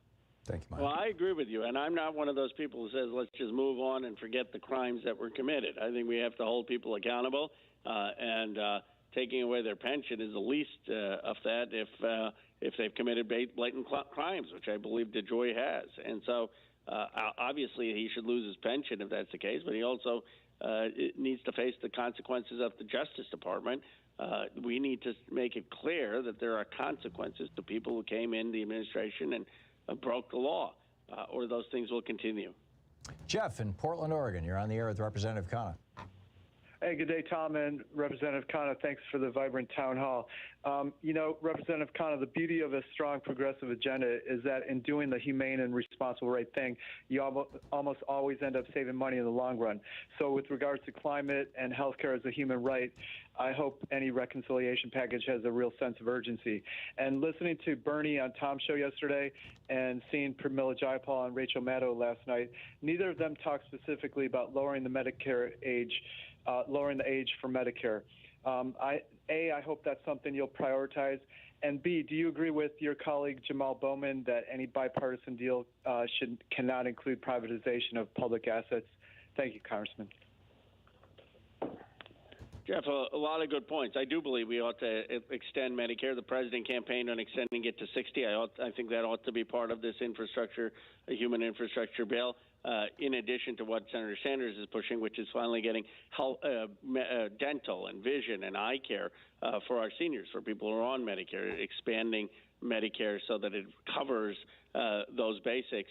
And I do think I mean, I haven't looked at the details of what Representative Bowman is saying, but I don't think we should be privatizing any public assets. So if that is if there are provisions in the bill that do that, I would not support those. Dale in Rockford, Illinois. You're on the air with Representative Khanna. Oh, hello. Thank you for taking my call, Tom. I'm such a huge fan. Here's my question. Would it be more efficient in protecting the vote if we used thumbprints instead of signatures? Signatures change as we age. Thumbprints don't. Dale, I'd have to look into that. This is the first time someone has brought that up. I would just say that the real fraud in this country is people being tossed off voter rolls, is the restrictions and barriers that we place on people voting. There statistically isn't some mass fraud of people voting with false IDs or voting who aren't citizens. It doesn't mean that we shouldn't have basic security and basic safeguards, but we ought to always remind ourselves of what the real problem is, and that is that we have systematically created barriers for people to vote. Kevin in Terre Haute, Indiana. You're on the air with Representative Khanna. Yes, Congressman, I would like to see that on our federal elections or every two elections that, you know, they're always say that, oh, all this voter fraud. Well, how come the federal government doesn't have picks 5 states every 2 elections and totally go through their election process, and then they would say, hey, this state that claims all these voter frauds, you know, they do with no evidence, and they actually are interfering with the elections of the people. You know, I think that, you know, with all these claims for these you know, voter fraud claims, you know, that comes from red states every 2 years. How come that our federal system of election interference doesn't work, that we are going to find out the truth and we're going to present it one way or the other? And if they did it every 5 years or every 2 years and they just picked 5 states at random, everybody could be under the scrutiny of a government that actually would work for the people's votes.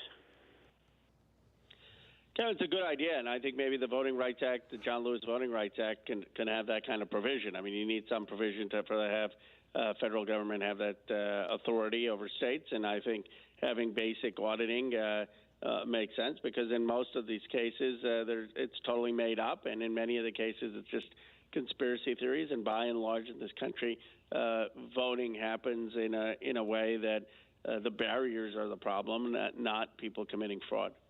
Steve in New Boston, Michigan. You are on the air with Representative Khanna. Hello, Representative Khanna. I was wondering if you've seen the news report that came out 2 days ago. It was on CNN and also the local Detroit Free Press. That reads, Michigan GOP investigation finds no evidence of widespread fraud in 2020 election. And the report continues to go on also asking for our Attorney General, Dana Nessel, to investigate these claims made by these people to see where they may have personally profited either politically or financially by making their fraudulent claims. Have you seen this report yet? And can you comment on it? Well, Steve, no, but it sounds terrific. I'm looking forward to reading it, and I think we have to get that out there. It matches with my own intuition and common sense that there wasn't this fraud, and if there are people who are deliberately making very serious claims that go to our heart of the democracy, that has to be investigated as well. So I will read the report after this town hall. It's absolutely remarkable, Congressman. The Republican these are the Republicans in Michigan. They held months of hearings. They had Giuliani's people. They had Mike Lindell's people. They had all these people come in and present all their crackpot stuff. They actually issued subpoenas. They dug deep, and they concluded at the very end there's absolutely no evidence of any kind of widespread fraud or voter fraud or anything like that. And then they recommended that Michigan should follow Georgia's example and tighten its voting laws because there's a widespread public perception that there's fraud. Just a little bit of irony there that I thought you would appreciate. Yeah, well, at least there's the factual record, but the pretense is, I mean, let's be very clear. These are partisan attempts to make sure that Democrats don't vote. I mean, yes, it disproportionately affects black people, but they're being partisan to say Democrats should vote. And then people are saying, well, the Senate should be bipartisan and not pushing back against partisanship. I mean, it makes no sense. Yeah, amen. We'll be right back. You're listening to Thom Hartmann. Visit ThomHartmann.com for audio and video archives. It's our National Progressive Town Hall meeting with Congressman Khanna taking your calls for the hour. We'll be back to your calls for him in just a moment.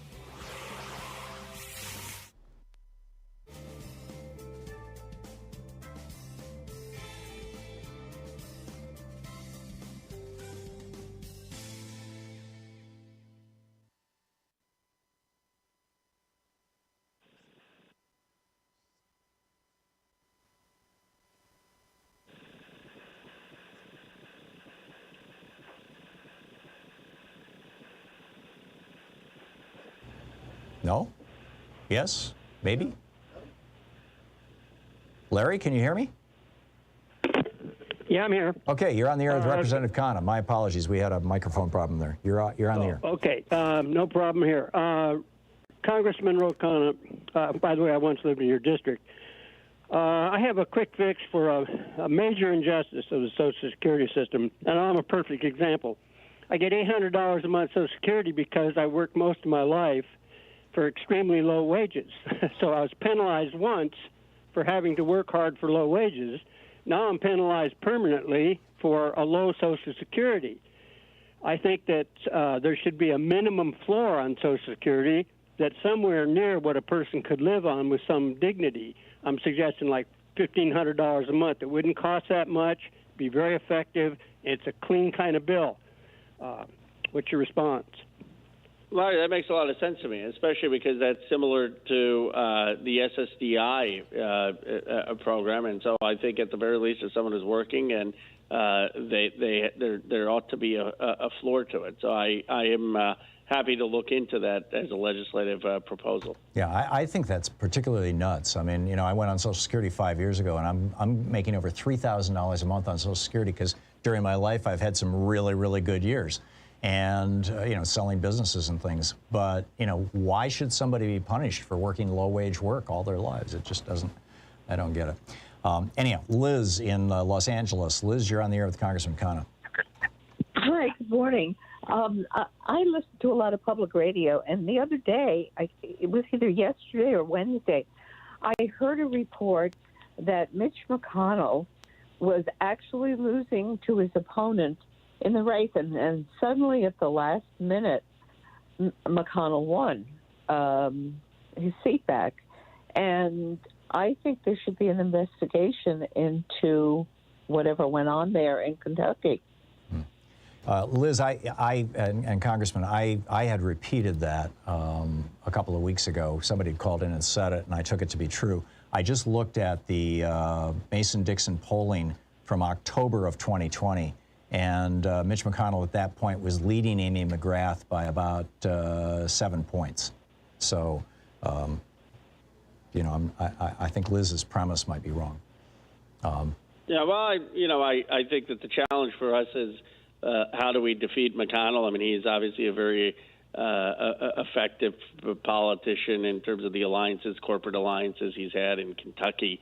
But we need to keep building our base there and having a message that can defeat him. I'm not sure that he won because of fraud. I just think he has built a lot of he has a lot of corporate interests and other interests there that are backing him. And they carpet bombed the state. We have 10 seconds. They just absolutely carpet bombed the state with advertising. And that's that money in politics thing. Yeah, no, exactly. And that's why he can get away taking positions that 70-80% of people don't agree with. Yeah, there you go. Congressman Ro Khanna taking your calls for the hour here on our National Progressive Town Hall meeting in the Thom Hartmann Program. We'll be back with more of your calls for Congressman Khanna in just 1 minute. So stick around. It's 10 minutes before the hour.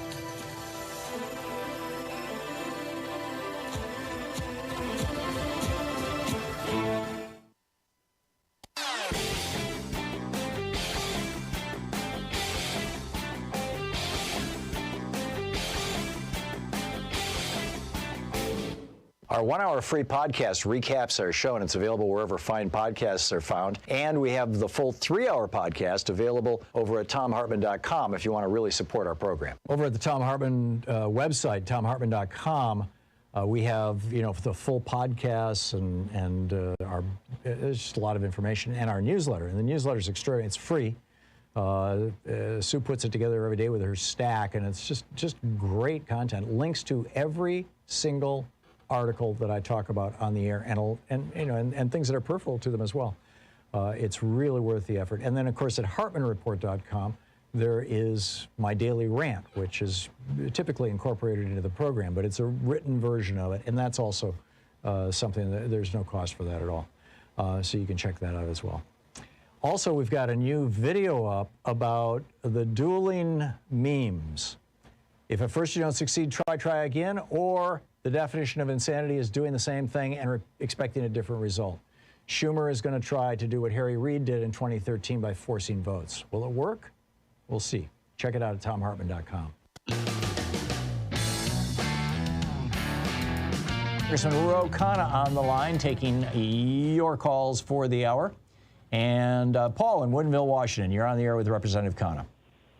Okay, well, my question is a bit rhetorical, and it's kind of the theme that this town hall began with, was how can you trust Republicans? And I'm going to add some information to the previous caller that how can you trust Republicans, for instance, in Michigan, when their state Senate releases a report that says there was absolutely no fraud in the 2020 election in Michigan, and that those who propagated this lie should possibly be prosecuted criminally, yet they insist that 39 voter obstruction reforms need to be instated just to make sure that no fraud takes place. They're not backing off the 39 obstructions. They're saying this is like giving 39 medications to a person who's not sick to make sure they don't become ill. No, they're not backing off it a bit. They're saying we need every one of them. They're not even saying, well, we don't need all of them. They're saying we need every one of these 39 to ensure that we can release a report like this next election. That's what they're saying. This is duplicitous. It's a lie. How can you work with these people? That's the theme of this town hall, is they can't be trusted and you can't work with them. Thank you, Paul. Congressman? Well, that's pretty powerful. I mean, I think you're absolutely right in the diagnosis of Michigan. I mean, the fact that they have 39 restrictive voting rights provisions after they found that there was no fraud committed is just hypocrisy. And what they ought to be doing is figuring out how do we enhance the right to vote, the ability of people to vote. But they know that this is all about power. This is all about the more people that vote, the more risk they are of losing elections. Tim in Hendersonville, North Carolina. You're on the air with Representative Khanna. Oh, hey there. Back in April of 2020, the Trump administration allocated a certain amount of money for Small Business Administration loans, EIDL loans. I'm an artist, 40 years, sign artist. I'm a guild of 14,000 people across the United States. Anyway, and my wife works delivering for Shipped. We applied and didn't even take the full amount, and everybody I know got, within 10 days, got the loan. Fast forward 2021, March, double the money in the Biden administration. We all reapplied to try to get even the same amount of money, and to date, we've all got turned down. Now, where's the transparency? What's going on? We're all progressive Democrats that worked hard to elect the Biden administration, everybody we could. Every one of us have been turned down. And, I've called the SBA 7 times in 4 months, and they just say, well, it's being processed. And that's frustrating to hear. That's frustrating to hear. Contact my office, and we'll put you in touch with your member of Congress. I think you need to have a congressperson intervene to make sure that your case isn't getting lost into bureaucracy, but that shouldn't be happening. We gave the SBA a lot of money to make sure that people like you were getting the assistance. So it's frustrating to hear that that's not happening. Michael in Las Vegas, you're on the air with Congressman Khanna. Oh, thank you. I appreciate you taking my call quickly. So, Representative Khanna, I know you represent Silicon Valley. I don't want to say exactly what it was that Twitter suspended one of my first accounts for, but I felt like it was not hateful, and I'm just wondering, are you or anybody in Congress looking at passing legislation that might regulate social media or just ensure that they are equally and fairly enforcing their terms of service across the platforms, towards everybody? And Congressman, we have a minute to the end of the hour. Michael, absolutely. Well, first we have to have a stronger antitrust protection so you can have more than a few social media sites come up, because right now these sites are basically monopolies on the conversation. So we need to have more spaces. Second, we need to have disclosure requirements so we understand what their terms of service are, how they enforce it, and have a process. They should have a process of giving people fair consideration. And if they aren't being able to do that, then they should be sued for discriminating against people unfairly. So there is a lot of legislation that's working its way through judiciary, and I absolutely agree that we need well-crafted regulation. Congressman, last 10 seconds, thoughts on what we should be paying attention to this coming week? Well, I think it's all about right now two issues. Voting rights, I mean, that's critical. It's critical on a very pragmatic basis. In the midterm, we could do everything right and still not get there. And then infrastructure. I mean, we've got to go bold. We've got to go big. And then we'll see what the Republicans do. I tend to think with you, Tom, that they're being duplicitous here, and it's a trap, but let's see. Okay. Congressman Khanna, thanks so much for dropping by. It's always great talking to you. Always a pleasure. Thank you. Thank you, sir. We'll be back with more of Anything Goes Friday right after this. You're listening to Thom Hartmann.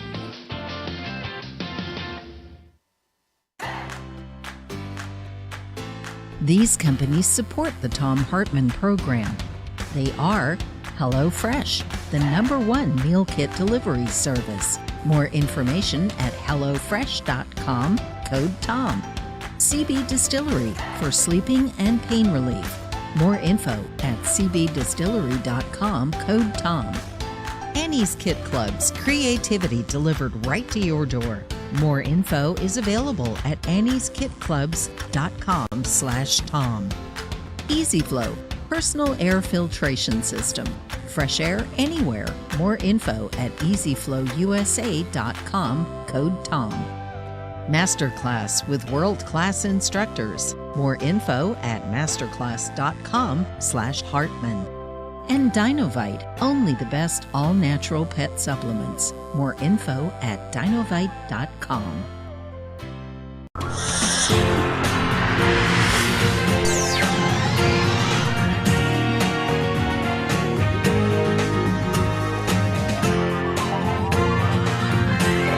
We say fight back!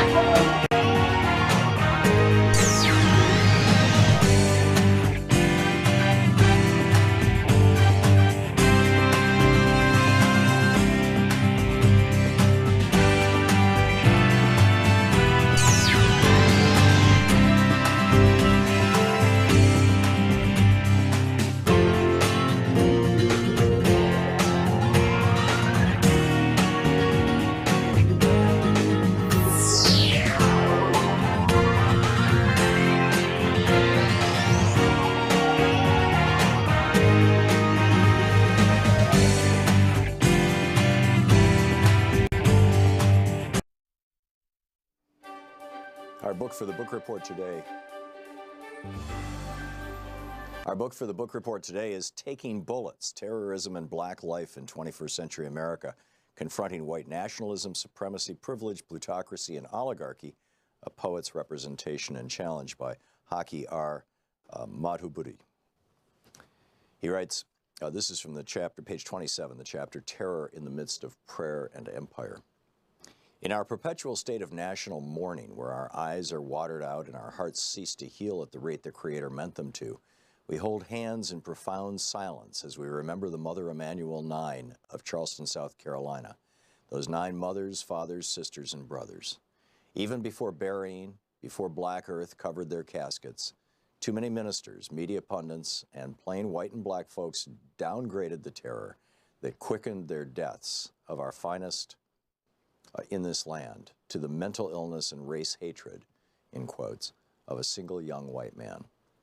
He may have acted alone, but he was not alone in his thinking, encouragement, gathering of arms, warped consciousness, confirmation, or ahistorical views, and yeses from the millions in the nation who proudly wear and display the Confederate flag above their hearts and fly it in all of its traitorous glory over a state capitol and other institutions.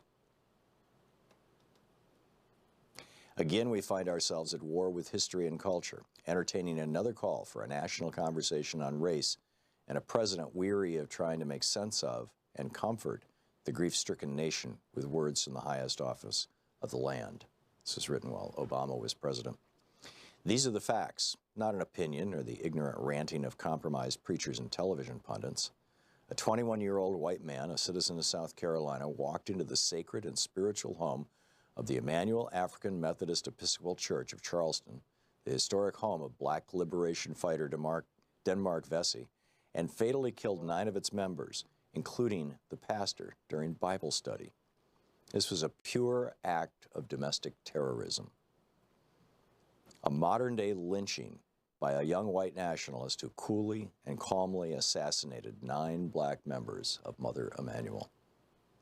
Domestic violence and acts of terrorism are on the rise in the United States, as detailed by Charles Kurzman and Daniel Schanzer in their New York Times op-ed, The Other Threat, where they state that, quote, the main terrorist threat in the United States is not from violent Muslim extremists, but from right-wing extremists, end quote. In their national research, local police agencies across the country identified, quote, the militias, neo-Nazis, and sovereign citizens as the major threat the nation faces in regard to extremism, end quote. All of this is homegrown with international connections. Morris Dees and J. Richard Cohen of the Southern Poverty Law Center also writes in the New York Times article, Racists Without Borders, that, quote, Americans tend to view attacks like the mass murder in Charleston as isolated hate crimes, the work of a deranged racist or a group of zealots lashing out in anger unconnected to a broader movement. This view we can no longer afford to indulge. When, according to survivors, Mr. Roof told the victims at the prayer meeting that black people were, quote, taking over the country, he was expressing sentiments that unite white nationalists from the United States and Canada to Europe, Australia, and New Zealand. Unlike those of the civil rights era, whose main goal was to maintain Jim Crow in the American South, today's white supremacists don't see borders. They see a white tribe under attack by people of color across the globe. The end of white rule in Rhodesia, now Zimbabwe, and South Africa, they believe, foreshadowed an apocalyptic future for all white people, a white genocide that must be stopped before it's too late. End of quote. The internationalization of terrorism is not a foreign theory in today's social media world. Dees and Cohen will be speaking at a conference in Budapest about this transnational white supremacism that is emerging as the world grows more connected technologically. The message of white genocide is spreading. Also, David J. Whitaker's Terrorism, Understanding the Global Threat, gives another view. Clearly, our rush to forgive this mass murderer within 96 hours of this supreme tragedy is misguided, anti-human, and does not allow for properly grieving the fallen. As perfectly scripted, displaying the permanent effectiveness of Christian acculturation on the Sunday, June 21st, 2015 morning services of Mother Emanuel Church, the black Christians out-Christianed their white brothers and sisters. Before the morning sermon, the presiding elder, Reverend Norvell Goff Sr., found it necessary to thank the local, state, and federal law enforcement agencies for doing their job. He also stated, quote, "A lot of folks expected us to do something strange and break out in a riot. Well, they just don't know us. We are people of faith," end quote. I find this statement inappropriate, insensitive, and ahistorical, implying, whether he meant it or not, that the recent uprising and rebellions in Ferguson, New York, Cleveland, and other parts of the nation were riots and did not include black people of faith, and that somehow they were strange in their social, political, and economic activism. Informed people do not riot against injustice or white terrorism. They study, organize, and strategically struggle at all levels, in the streets, on the campus, in front of the White House, and in corporate boardrooms. Dylan Roof stated his stated intentions were to start a race war, and informed black leadership understands that we cannot pray this away or appeal to any law enforcement agency that all across the country, including Charleston, has been seriously compromised. To label black reaction to murder, terrorism, deep unemployment, substandard housing, etc., as riot is to blame the victim. The book, Taking Bullets.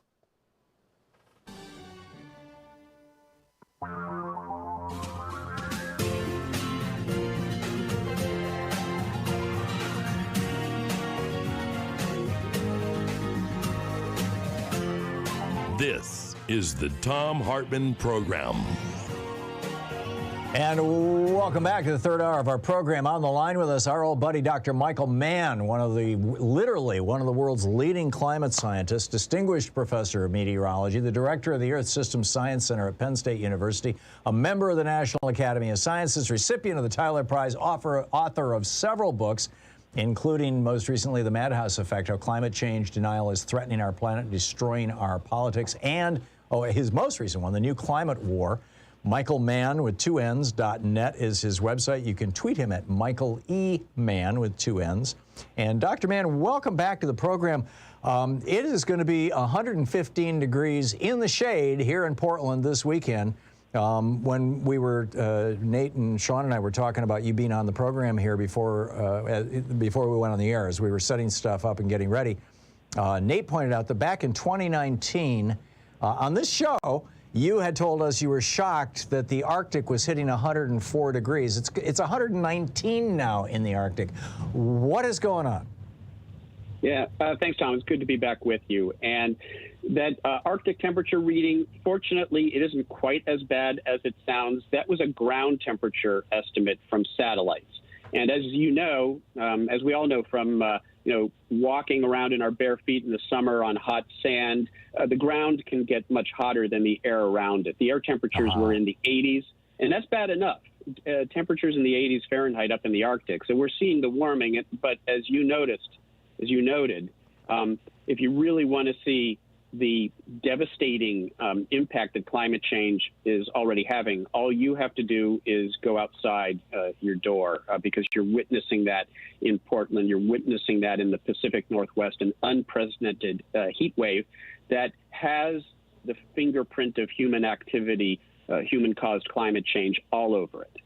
So the IPCC, the International or Intergovernmental Panel on Climate Change, is preparing a new report about the state of things that I believe is going to be released next year, but a preliminary piece of it got leaked, and it reads like, apocalyptic. Are you familiar with this? What are your thoughts on this?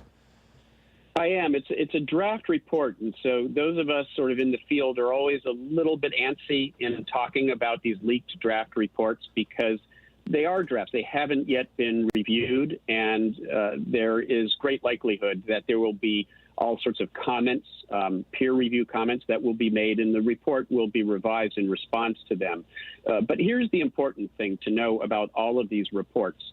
In a sense, there's no way that they can surprise us, or at least those of us who are in the field, because the reports are simply communicating what has been established in the peer-reviewed literature. That having been said, the person on the street doesn't keep up with the peer-reviewed literature. And so when these reports come out roughly every 4 or 5 years, they really do serve an important role in updating us as to where the science is.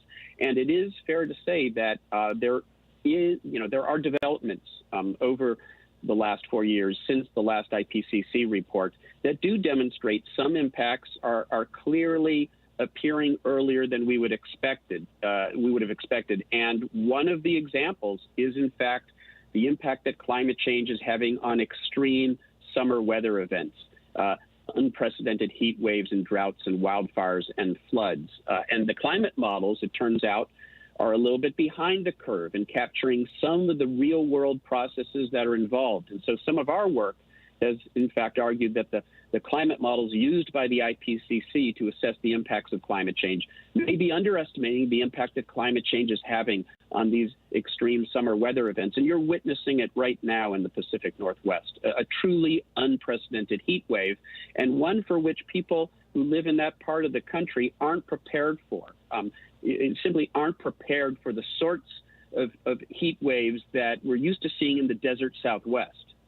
Yeah, well, I remember, hanging out in Phoenix, Arizona back in the 70s when they thought 101 was insanely hot. And here it's 115. That's right. You and I talked about this some time ago. In fact, I think we've talked about it a couple of times. The meridional overturning ocean current. I'm mangling the phrase, but basically the great conveyor belt is how I've always referred to it. This flow of ocean currents that goes, that carries warm water from the Pacific south around the southern tip of Africa and then all the way up to basically, near Greenland. That if that thing slows down, it's going to alter weather patterns in ways that would be terrible. They made that movie The Day After Tomorrow, which dramatized it in ways that was almost absurd, but nonetheless. But I'm seeing new reports. I've got one in my Nature subscription suggesting that this current is starting to stutter in ways that are beyond what they were expecting. What's the deal there? Yeah, no, that's right. This is another one of those examples of impacts that are playing out earlier and with a greater magnitude than the models predicted just, say, a decade ago or so.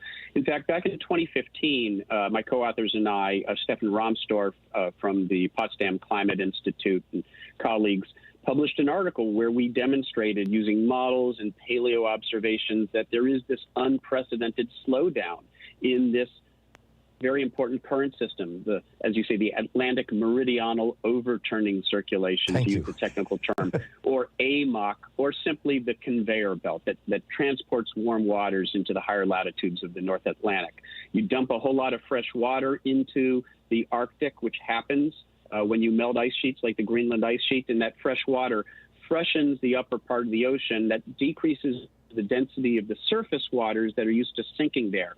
So it stops the sinking motion that drives that overturning. And what we're seeing is that ice melt is happening earlier than we expected, and so that fresh water is coming into the North Atlantic earlier than we expected, and that current system is now slowing down earlier than we expected. Now, it's not going to have the impacts portrayed in The Day After Tomorrow. That was a caricature of the science. But as you allude to, there are some important and worrying impacts that this will have. One of them, for reasons I won't go into, if you slow down that current system, you actually cause sea level to rise even faster along the eastern seaboard in the U.S. So we'll see more sea level rise. You bottle up the warm water because you're no longer exporting it to higher latitudes. And that means that there's more of that heat in the tropical Atlantic to generate unprecedented hurricanes like we've seen in recent years. And there are other impacts as well that this could have. So it's a reason for concern, and it's a reminder that uncertainty is not our friend. In many respects, as we learn more, as we observe more, we do see that things are happening faster and with greater magnitude than we expected. It isn't the end of the world, but it's worse than we expected, and it's more than reason to take even more urgent action to address the climate crisis. Which brings me to my final question. We're talking with Dr. Michael Mann, literally one of the world's top climate scientists. How are we doing as a planet in terms of trying to limit global warming, and how, both in the United States and around the world, what's your prognosis now? I mean, we were talking about trying to stop all this, maybe bring it to a screeching halt at 1.5 degrees. I'm seeing articles suggesting that, we've shot past that threshold. Have we? No, we haven't. If you crunch the numbers, there are no physical obstacles to stabilizing the warming below 1.5 degrees Celsius, about 3 Fahrenheit, where we'll start to see the worst impacts of climate change. We're already seeing dangerous climate change at a little over 1 degree Celsius.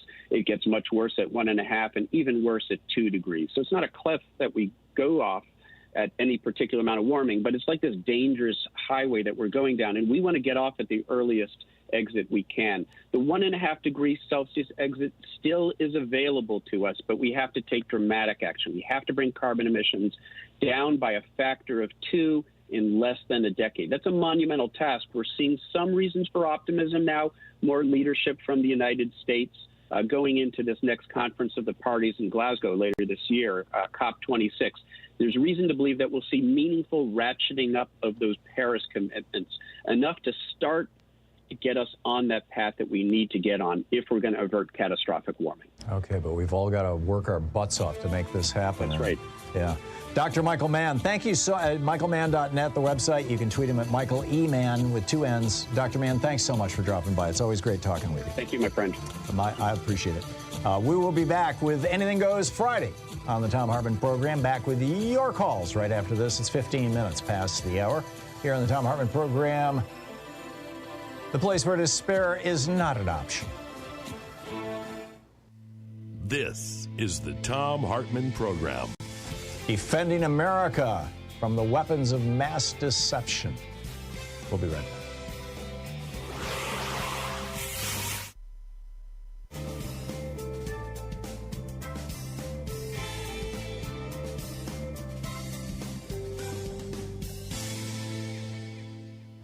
And welcome back. Rachel in Needham, Massachusetts. Hey, Rachel. Thanks for watching us on YouTube. What's up? Hi, Tom. Good to hear you. I'm calling because a previous caller, when Ro Khanna was on, Liz, she talked about the discrepancies in the Kentucky vote there in the last election. Right. I was watching a podcast last Saturday, Narrative Live with Zev Shayla. There was a woman on there, Allison Green. She has a Twitter handle, Grassroots Speak, and she does all the analytical stuff, you know, the behind-the-scenes stuff that I hear you're not good at and I'm terrible at. But she sounded like she was getting very granular with what really transpired with all the graphs. It kind of went over my head a little bit, but it made sense from what I understood. And I just thought it was very, because even me, and I just listened to other states, you know, I kind of get a little bit. Well, with let's stipulate a caveat here, Rachel. You can find YouTube videos that will make very, very convincing arguments for everything from Bill Clinton zipping on his human suit every day because he's actually a lizard person, to you know, I mean, there's just no end to them. So just because somebody made a YouTube and it's well produced, and I mean, there's a big movie that's coming out in a week or so about how the election was stolen in Arizona using, you know, by the Chinese. It's like, it just never stops. So, but you know, was there a particular point made that got your attention that you wanted to share, or are you just trying to flag this? Well, if I had just listened to it yesterday, there'd probably be a flag. But no, I just thought it was something that, and I hear you about, you know, because I even thought that because I have to do more research into what this narrative thing is. Yeah, it can be problematic, and we needed you know, generally to take things you know, with a grain of salt. Right, but you know who was on there? Noel Castler, which I've heard you talk of.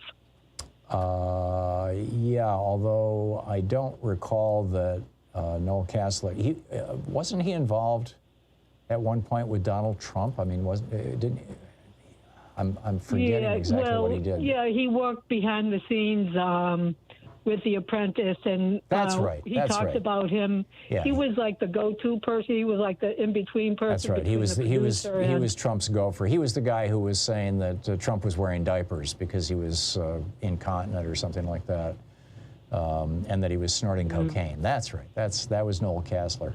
But he's not a voting expert. I don't know. I mean, he was, he worked on Celebrity Apprentice. So, Rachel, but that doesn't make him a fraud, though. No, it doesn't. But, like I said, I repeated that thing about McConnell on this program a couple days ago. And so today, when I saw that I had a caller on the topic, I actually just Googled it and I pulled up the Mason-Dixon polling from October, a month before the election.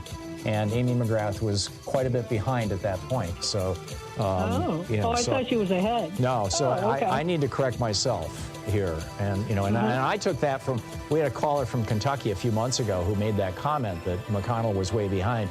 And I believed him. And I should have double-checked it. So, Rachel, I got to run. Thank you for the call.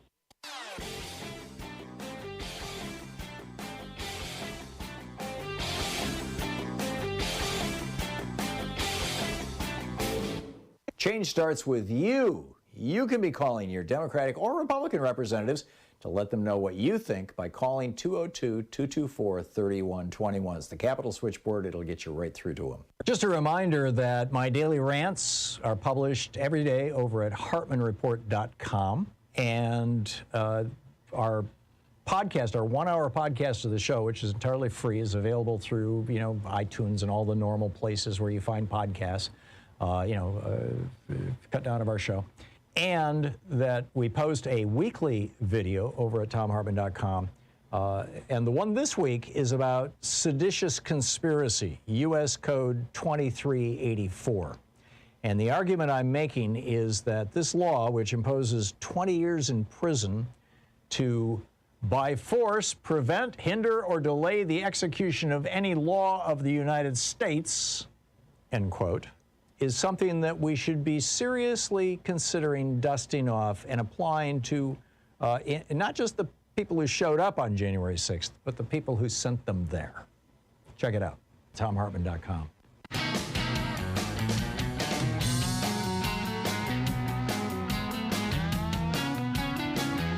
And welcome back. It's 22 minutes past the hour. Thom Hartmann here with you, and Henry in Fairview, Oregon. Hey, Henry, what's up? Hey, Tom. I just wanted to invite all your listeners to come to our big fundraiser tomorrow, June 26th, starting at 6:30 p.m. Tom, we're going through 27 months without a major fundraiser, so this is very critical for us. We are the Multnomah County Democratic Party, the most important progressive driver in our great state of Oregon. We really have an awesome speaker. Perhaps you've heard of him, Thom Hartmann. Yeah, I know. Yeah, you heard of him. I'll be there. Tickets and information are available for everybody. CELSI, it's CELSI.multdems,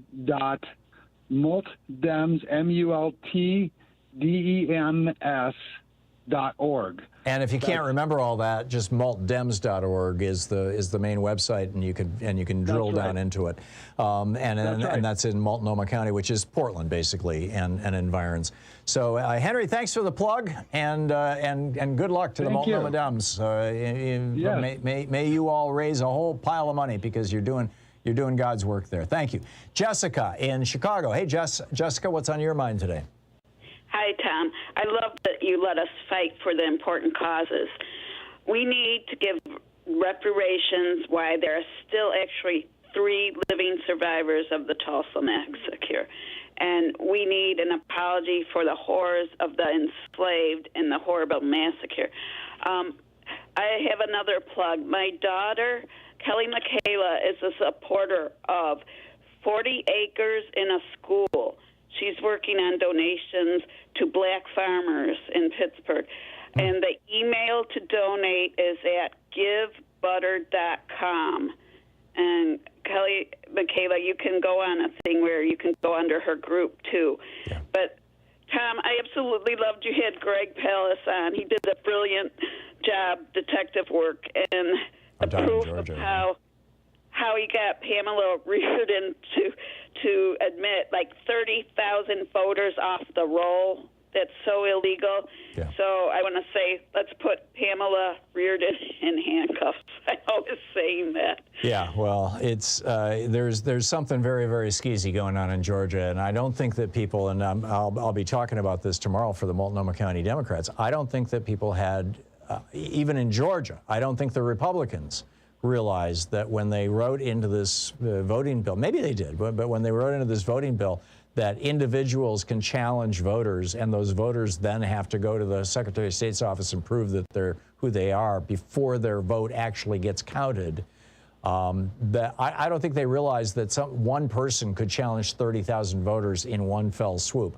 And she's one of 10. They've got over 300,000 voters in Georgia who, if this law stands, and this is one of the reasons why Merrick Garland is suing them before the Supreme Court, if this law stands, 340 some odd thousand people in Georgia, mostly black people, because they're going after Fulton County in a big way, which is downtown Atlanta, or largely Atlanta. Over 300,000 people are not going. They're going to show up to vote. They're registered to vote. They're going to go in and vote, thinking that they voted. They're going to push the buttons on the machines and everything else, and they're going to go home and never realizing that their vote will not be counted unless they show up at the county recorder or Secretary of State, or whatever it is, office sometime in the following week, which they won't even know to do. And it's just obscene. I mean, it's over the top obscene. This is something has to be done about this. Jessica, we just have about 45 seconds till we're going to hit a break here at the bottom of the hour. I'm wondering, you mentioned reparations, and I agree. We owe a huge debt to the Native Americans we slaughtered and to the African Americans whose ancestors we had enslaved.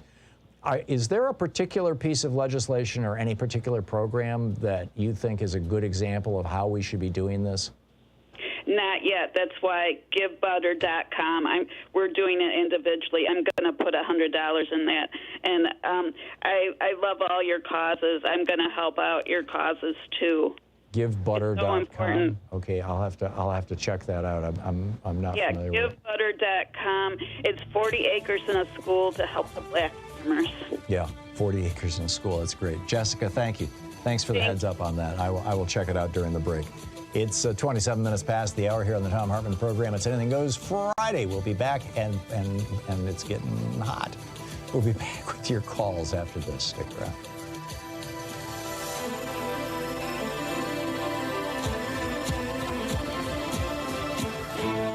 You're listening to the Thom Hartmann Program. Call 202-808-9925. Speaking the truth to multinational corporations, would really rather you didn't know all about. Thom Hartmann here with you. We'll be right back.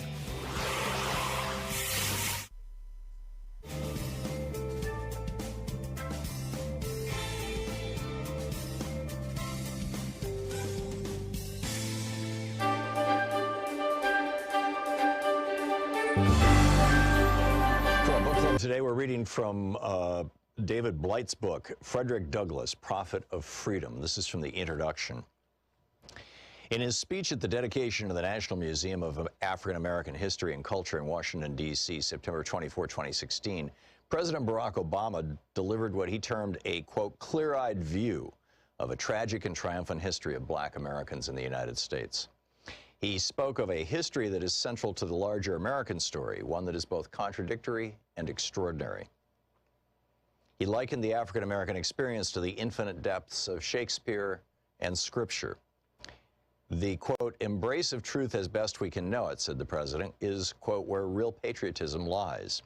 Naming some of the major pivots of the country's past, Obama wrapped up his central theme in a remarkable sentence about the Civil War era. Quote, we've buttoned up our Union blues to join the fight for our freedom. We've railed against injustice for decade upon decade, a lifetime of struggle and progress and enlightenment that we see etched in Frederick Douglass's mighty leonine gaze, end quote. How Americans react to Douglass's gaze, indeed how we gaze back at his visage, and more important, how we read him, appropriate him, or engage his legacies, informs how we use our past to determine who we are. Douglass's life and writing emerged from nearly the full scope of the 19th century, representative of the best and the worst in the American spirit. Douglas constantly probed the ironies of America's contradictions over slavery and race. Few Americans use Shakespeare and the Bible to comprehend his story and that of his people as much as Douglas. And there may be no better example of an American radical patriot than the slave who became a lyrical prophet of freedom, natural rights, and human equality. Obama channeled Douglas in his dedication speech, knowingly or not. So do many people today. Born Frederick Augustus Washington Bailey, a slave, in Talbot County, Maryland, in February 1818, the future Frederick Douglass was the son of Harriet Bailey, one of 5 daughters of Betsy Bailey, and with some likelihood his mother's white owner. He saw his mother for the last time in 1825, though he hardly knew her. She died the following year.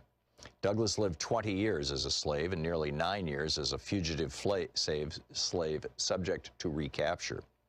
From the 1840s to his death in 1895, he attained international fame as an abolitionist, editor, orator of almost unparalleled signature, and the author of 3 autobiographies that are classics of the genre. As a public man, he began his abolitionist career 2 decades before America would divide and fight a civil war over slavery that he openly welcomed. Douglass was born in a backwater of the slave society of the South, just as steamboats appeared in bays and on American rivers, and before the telegraph, the railroad, and the rotary press changed human mobility and consciousness. He died after the emergence of electric lights, the telephone, and the invention of the phonograph. The renewed orator and traveler loved and used most of these elements of modernity and technology. Douglass was the most photographed American of the 19th century, explained in this book, and especially by the intrepid research of 3 other scholars I write upon. Although it can never really be measured, he may also have been, along with Mark Twain, the most widely traveled American public figure of his century. By the 1890s, in sheer miles and countless number of speeches, he had few rivals as a lecturer in the golden age of oratory. It is likely that more Americans heard Frederick Douglass speak than any other public figure of his time. Indeed, to see or hear Douglass became a kind of wonder of the American world. He struggled as well with the pleasures and perils of fame as much as anyone else in his century, with the possible exceptions of General Ulysses S. Grant or P.T. Barnum. Douglass's dilemma with fame was a matter of decades, not merely of moments, and fraught with racism. The orator and writer lived to see and interpret black emancipation, to work actively for women's rights long before they were achieved, to realize the civil rights triumphs and tragedies of Reconstruction, and to witness and contribute to America's economic and international expansion in the Gilded Age. He lived to the age of lynching and Jim Crow laws, when America collapsed into retreat from the real victories and revolutions in race relations that he had helped to win. He played a pivotal role in America's second founding out of the apocalypse of the Civil War, and he very much wished to see himself as a founder and defender of the Second American Republic. In one lifetime of anti-slavery, literary, and political activism, Douglass was many things, and the set of apparent paradoxes makes his story so attractive to biographers, as well as to so many constituencies today. He was a radical thinker and a proponent of classic 19th century political liberalism. At different times, he hated and loved his country. He was a ferocious critic of the United States and all its hypocrisies, but also, after emancipation, became a government bureaucrat, a diplomat, and a voice for territorial expansion. He strongly believed in self-reliance and demanded an activist interventionist government at all levels to free slaves, defeat the Confederacy, and to protect black citizens against terror and discrimination. Douglass was a serious constitutional thinker, and few Americans have ever analyzed race with more poignancy and nuance than this mostly self-taught genius with words. He was a radical editor, writer, and activist. The book Frederick Douglass by David Blight.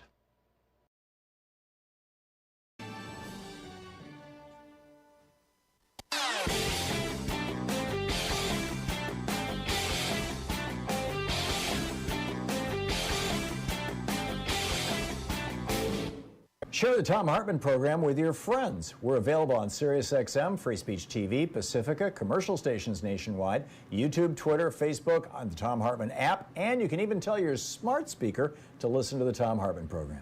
So back in the day, and I mean back in the 1780s, literally, when the Constitutional Convention was happening in Philadelphia in the summer of 1787, there was this debate about the quality of the vote, whether people who only landowners should be allowed to vote, stuff like that, and in order to ensure that well-informed people who really care about voting are the only ones voting.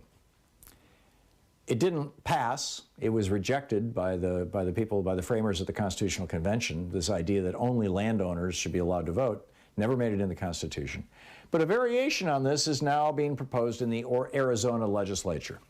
And State Representative John Kavanaugh, who's the chair of the committee that's pushing this legislation, says the quality of the vote is important. We have to look at the quality of votes as well. I've got a new video all about this for the supporters of our program over at thomhartmann.com. Check it out.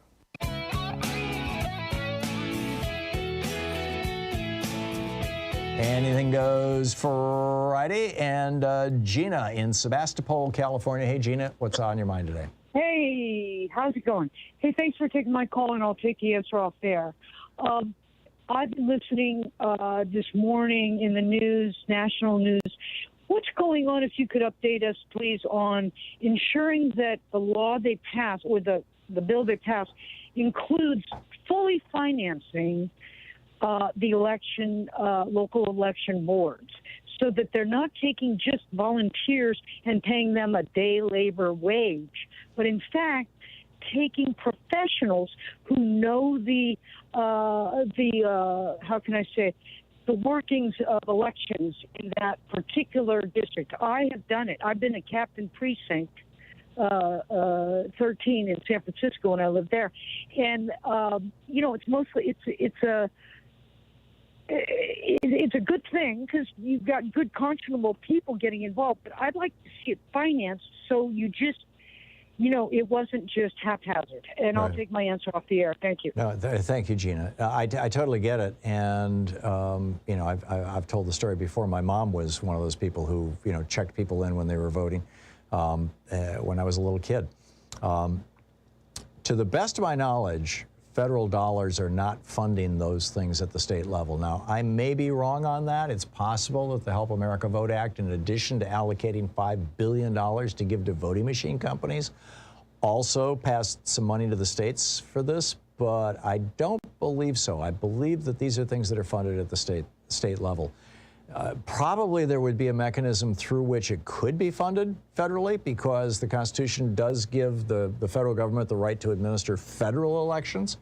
But then states have to, when there's a state election that doesn't have federal candidates, which is actually fairly rare, but nonetheless, states would have to just do them themselves. But that's, frankly, beyond my level of knowledge of how that works. So, or what could be done. It would be a good topic to find out. So, thanks for the call. Thomas in Dartmouth, Mass. Hey, Thomas, what's on your mind today? Good afternoon, Mr. Hartman. I've been wanting to call you in with this for quite some time. Back in March 2020, right at the beginning of lockdown, I was talking to a friend of mine who's an investigative journalist, and he told me about a story he was working on regarding white supremacy. And I had 2.5 months where I was isolated from anybody that I cared about because of COVID, and I went down the rabbit hole of watching everything and reading everything I possibly could on white supremacy in the United States. I stumbled upon a video that blew my mind, and I've been wanting to share it with you for quite some time. Remember when they had the Charlottesville incident where the guy drove through the crowd and killed a young lady and injured a bunch of people? Yeah. Yes. Are you familiar with a gentleman by the name of Richard Spencer? Yes. Yeah, he's a white supremacist and a neo-Nazi, if not an outright Nazi. Yeah, I'm very familiar with Richard Spencer. Okay. He was also Stephen Miller's mentor in college. Yep. And Stephen Miller has been disowned by his family because of his white supremacist views. And what I found that was interesting and worked for Donald Trump in the White House for years. Absolutely. Had his ear for 4 years. Absolutely. Which is very scary when you put everything arguably together. was the architect, or certainly a participant in much of our the whole program to take children away from their parents at the border. Absolutely. Absolutely. So what I found is that didn't make the headlines, unfortunately, what I'm about to tell you. But I did see the video and hear it with my own eyes, which sent me down the rabbit hole of that. 2 weeks later, Richard Spencer went back to Charlottesville, to the same university with the Tiki Torch guys, and they came out and marched again on the campus. And what they were saying during their march literally just frightened me, because in war, once you have monetary support, you're in a much better position. And to see several hundred white supremacists marching, screaming in unison, Russia is our friend. You will not replace us. Russia is our friend. Wow. You will not replace us. Over and over and over again.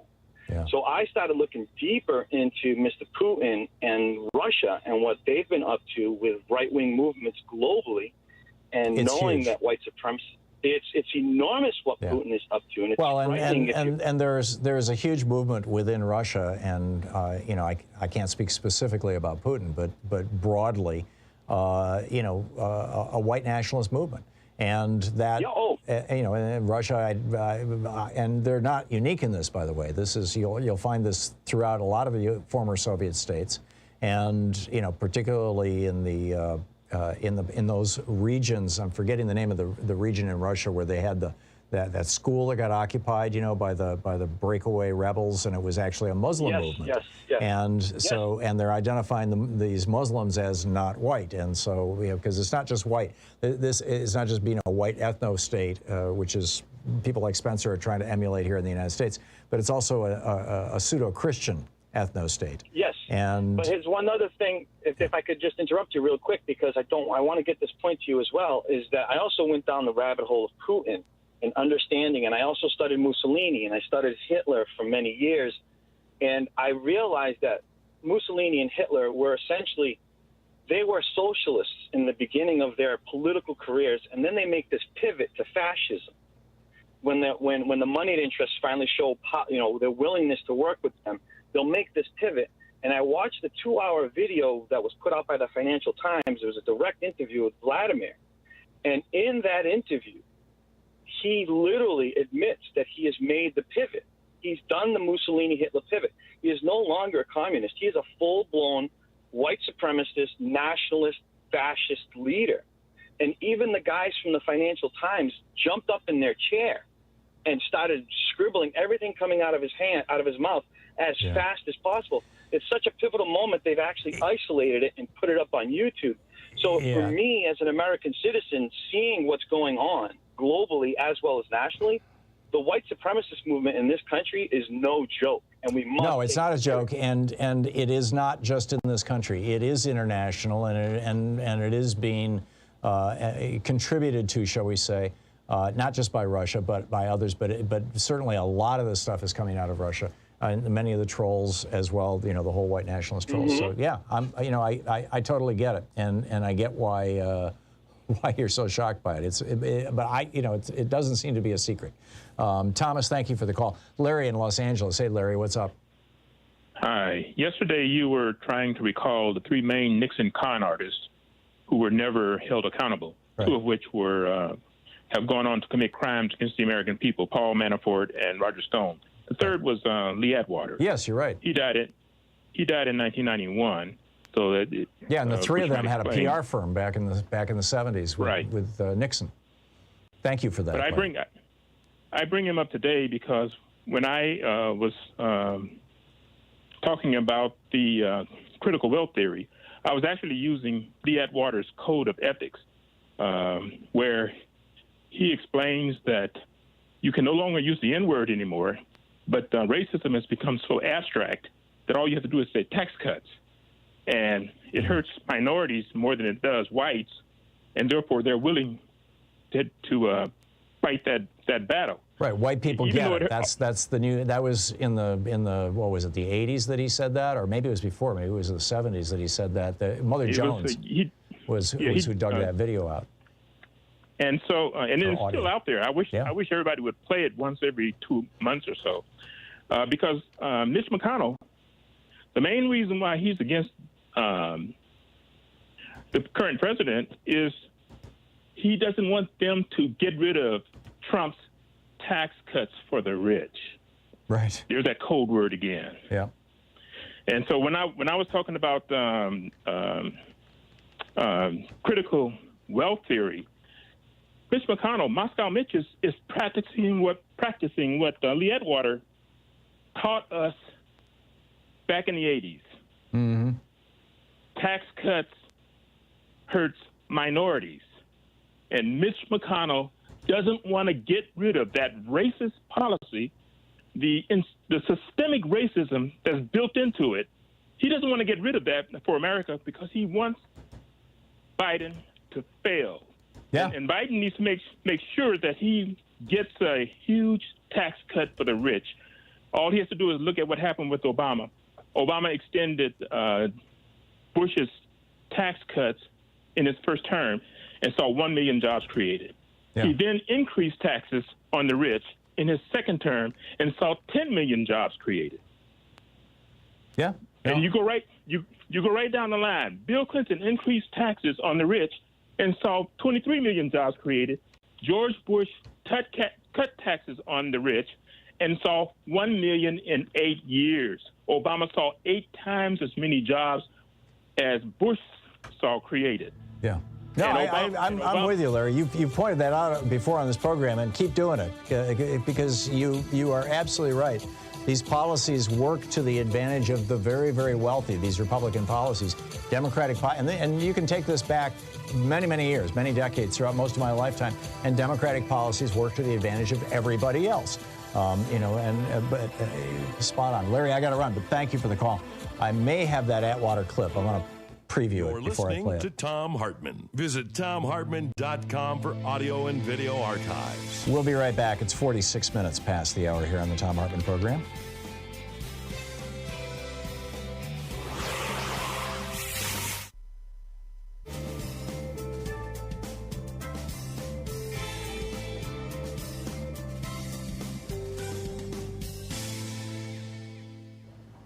And welcome back. Thom Hartmann here with you. And, hang on just a second here. Let me see if I can get to this. I just want to. Yeah, I've got the Atwater clip, but it's not censored, so I can't play it on the air because he's using the N-word. So let's pick up your phone calls here. We'll have to fiddle with that thing. Thomas in Mossy Head, Florida. Hey, Thomas, what's on your mind today? Hey, I'm just doing the follow-up. I was the guy that QAnon ended up hacking and getting my phone number and email account. You said get back with so what happened? When I found out something. Well, actually, one of my neighbors is a retired FBI agent, and I told him about it, and he said, okay. He came down. He said, how often are they calling you? I said, 4, 5, 6 times a day. So he came over and picked up one of the calls. And, man, he let go on this guy, threatened him with all kinds Like I'm with the FBI and you're in big trouble? Yeah, it was like he said, I have a machine that I'm going to hook up. It was comparable like a flux capacitor or something. Mm-hmm. But, I just wanted to warn your listeners about getting on the QAnon websites. We figured it out. That's how they ended up hacking me. Yeah. Was that I responded to almost like a challenge, they ran it about. Yeah, you told us that story when you called before. So did his I'm the FBI scare them sufficiently that they stopped harassing you, Thomas? Completely. That's completely. Great. That's great. Yeah. Another thing, too, about the FBI on QAnon and the Proud Boys and all that. It was like almost 20 years ago, I was working up in northern Michigan and flying home on the weekends, and I ended up staying up one weekend, and there was a bar that had a burrito the size of a football, and I got talking to this guy, and we got talking military, and he found out I was ex-Special Forces in Vietnam, and he said he was with the Michigan militia. And if I would be interested, they would pay me $500 and a good fishing trip to give them some training. So I thought, what the heck? And it was hilarious. I'm not kidding you. We got up there to their compound. It was like a bunch of accountants one of them had shot the other one in the leg by accident. Oh, jeez. When I was growing up in Lansing, when I was a kid, one of my friend's father was a member of the Michigan militia, and he used to get all dressed up. This was in the 70s or in the 60s, and he used to get all dressed up in camouflage and go off on weekend things, and it just seemed like it was a clown show, frankly. I guess they've gotten a whole lot more serious recently since they tried to kidnap and murder the governor of the state. Yeah, they get it all. Well, even back to almost 20 years ago, they'd get it all kitted up like they were Navy SEALs or something. I was a Ranger. Yeah. But what happened was I totally forgot about the guy, and he still had my phone number. And it's just before Christmas, he called me and asked me if I would possibly be interested in joining them in Washington, D.C. on the 6th. Oh. No. And when I tried to call him back after 6th, his number was gone. Thomas, I think you're using a VoIP phone. For some reason, our music always muffles them, so I can't hear you anymore. But good story, and be careful. And a great cautionary warning. Thomas, thanks so much for the call. We'll be back. It's 10 minutes before the hour. I'll be back in 1 minute.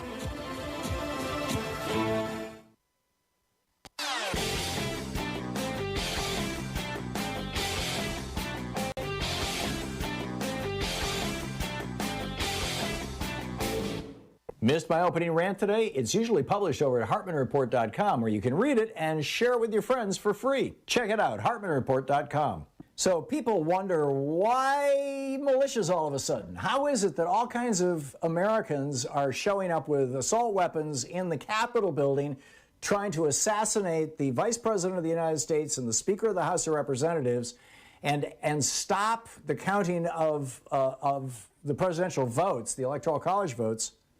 Where did this come from? You know, the last time we saw an armed uprising against the federal government in the United States was 1861. It was the Confederacy. Is this a Confederacy rising again? Well, yeah, there is a huge white supremacist element to it. In fact, I'd say it's one of the primary animating impulses. But what really got these things going, these militias going, was the Heller decision written by the opinion written by Antonin Scalia and published on June 26, 2008. And it has crazy language in it, basically begging for militias. I share it with you in a special video over at ThomHartmann.com. Check it out.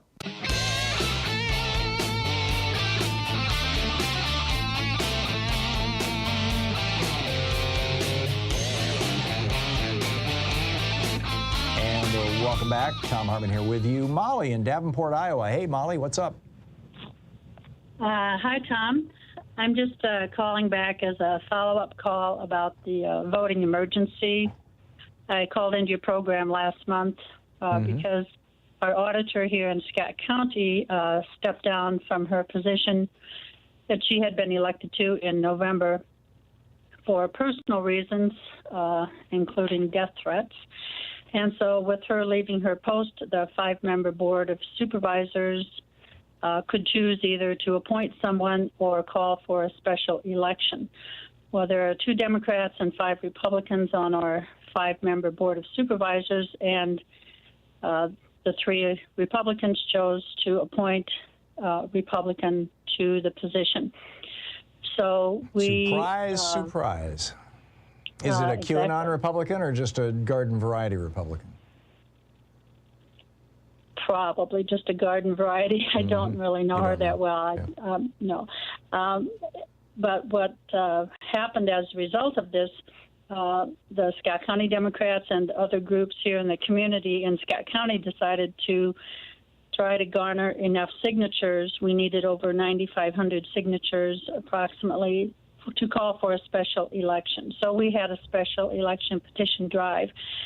And it used to be we had 30 days to get signatures. And the Republicans who run the state legislature, the Senate and the House of Representatives and the governorship, they've been passing bills the last couple of years to change the voting rights in our state. And one of the changes was you only have 2 weeks to gain signatures. So we worked our tails off and we did collect 6,100 signatures. So not enough to call for a special election, but that was an extraordinary number for a 2-week period. So this person was appointed, and so now we're stuck with a Republican auditor who, by her own words, clearly does not know what she's doing, because her quote, "I just have to figure it out and make it work," unquote. Right. So this is a person that only had been on the Davenport City Council here in Scott County for a while. So this is just one of the things that has happened to our voting rights here in Scott County and Iowa. And there are new bills that we have to put up with now. I've been reading the most recent 30-page bill that, among other things, only a relative can help a person fill out their absentee ballot. Right. And only one drop box per county for the absentee ballots, and the hours of operation for the polls have been lowered. So it's a mess. It's a mess. Molly, thank you for the update. I want to get another caller in here before the end of the hour, but or the end of the week. But thank you very much for that update. We'll keep and keep us up to date. Thank you, Kurt in Duluth, Minnesota. Hey, Kurt, what's on your mind?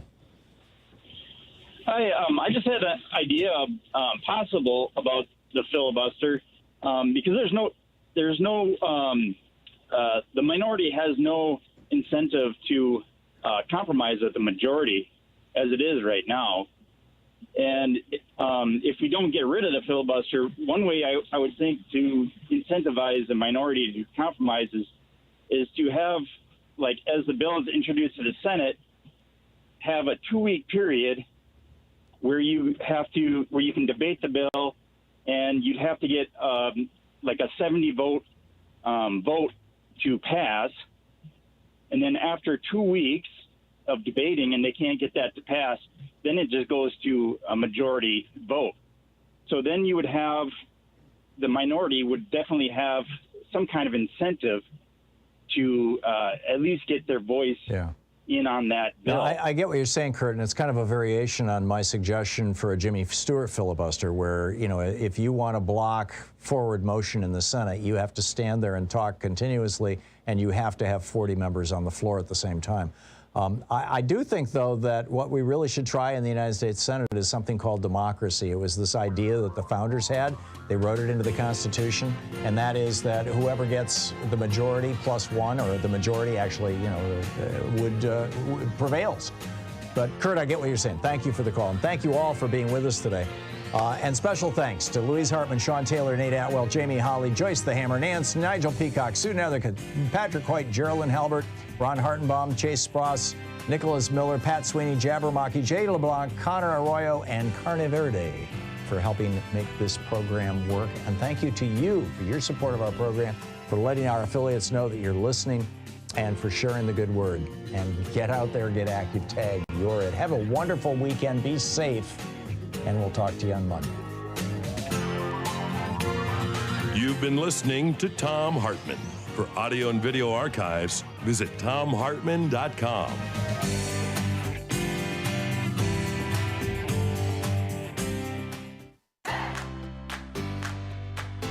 These companies support the Thom Hartmann Program. They are HelloFresh, the #1 meal kit delivery service. More information at HelloFresh.com, code TOM. CB Distillery for sleeping and pain relief. More info at cbdistillery.com, code TOM. Annie's Kit Clubs, creativity delivered right to your door. More info is available at annieskitclubs.com/Tom. EasyFlow, personal air filtration system. Fresh air anywhere. More info at easyflowusa.com, code TOM. Masterclass with world-class instructors. More info at masterclass.com/Hartman. And Dinovite, only the best all-natural pet supplements. More info at dinovite.com.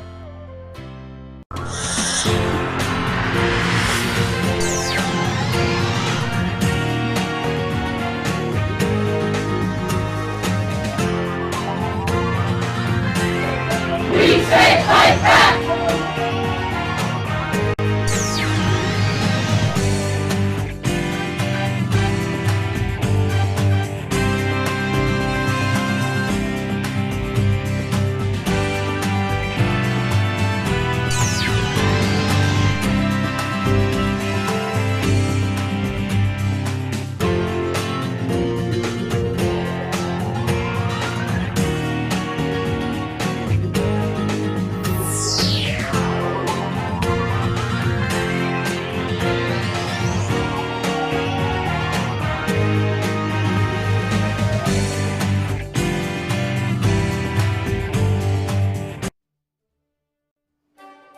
Our book for the book report today.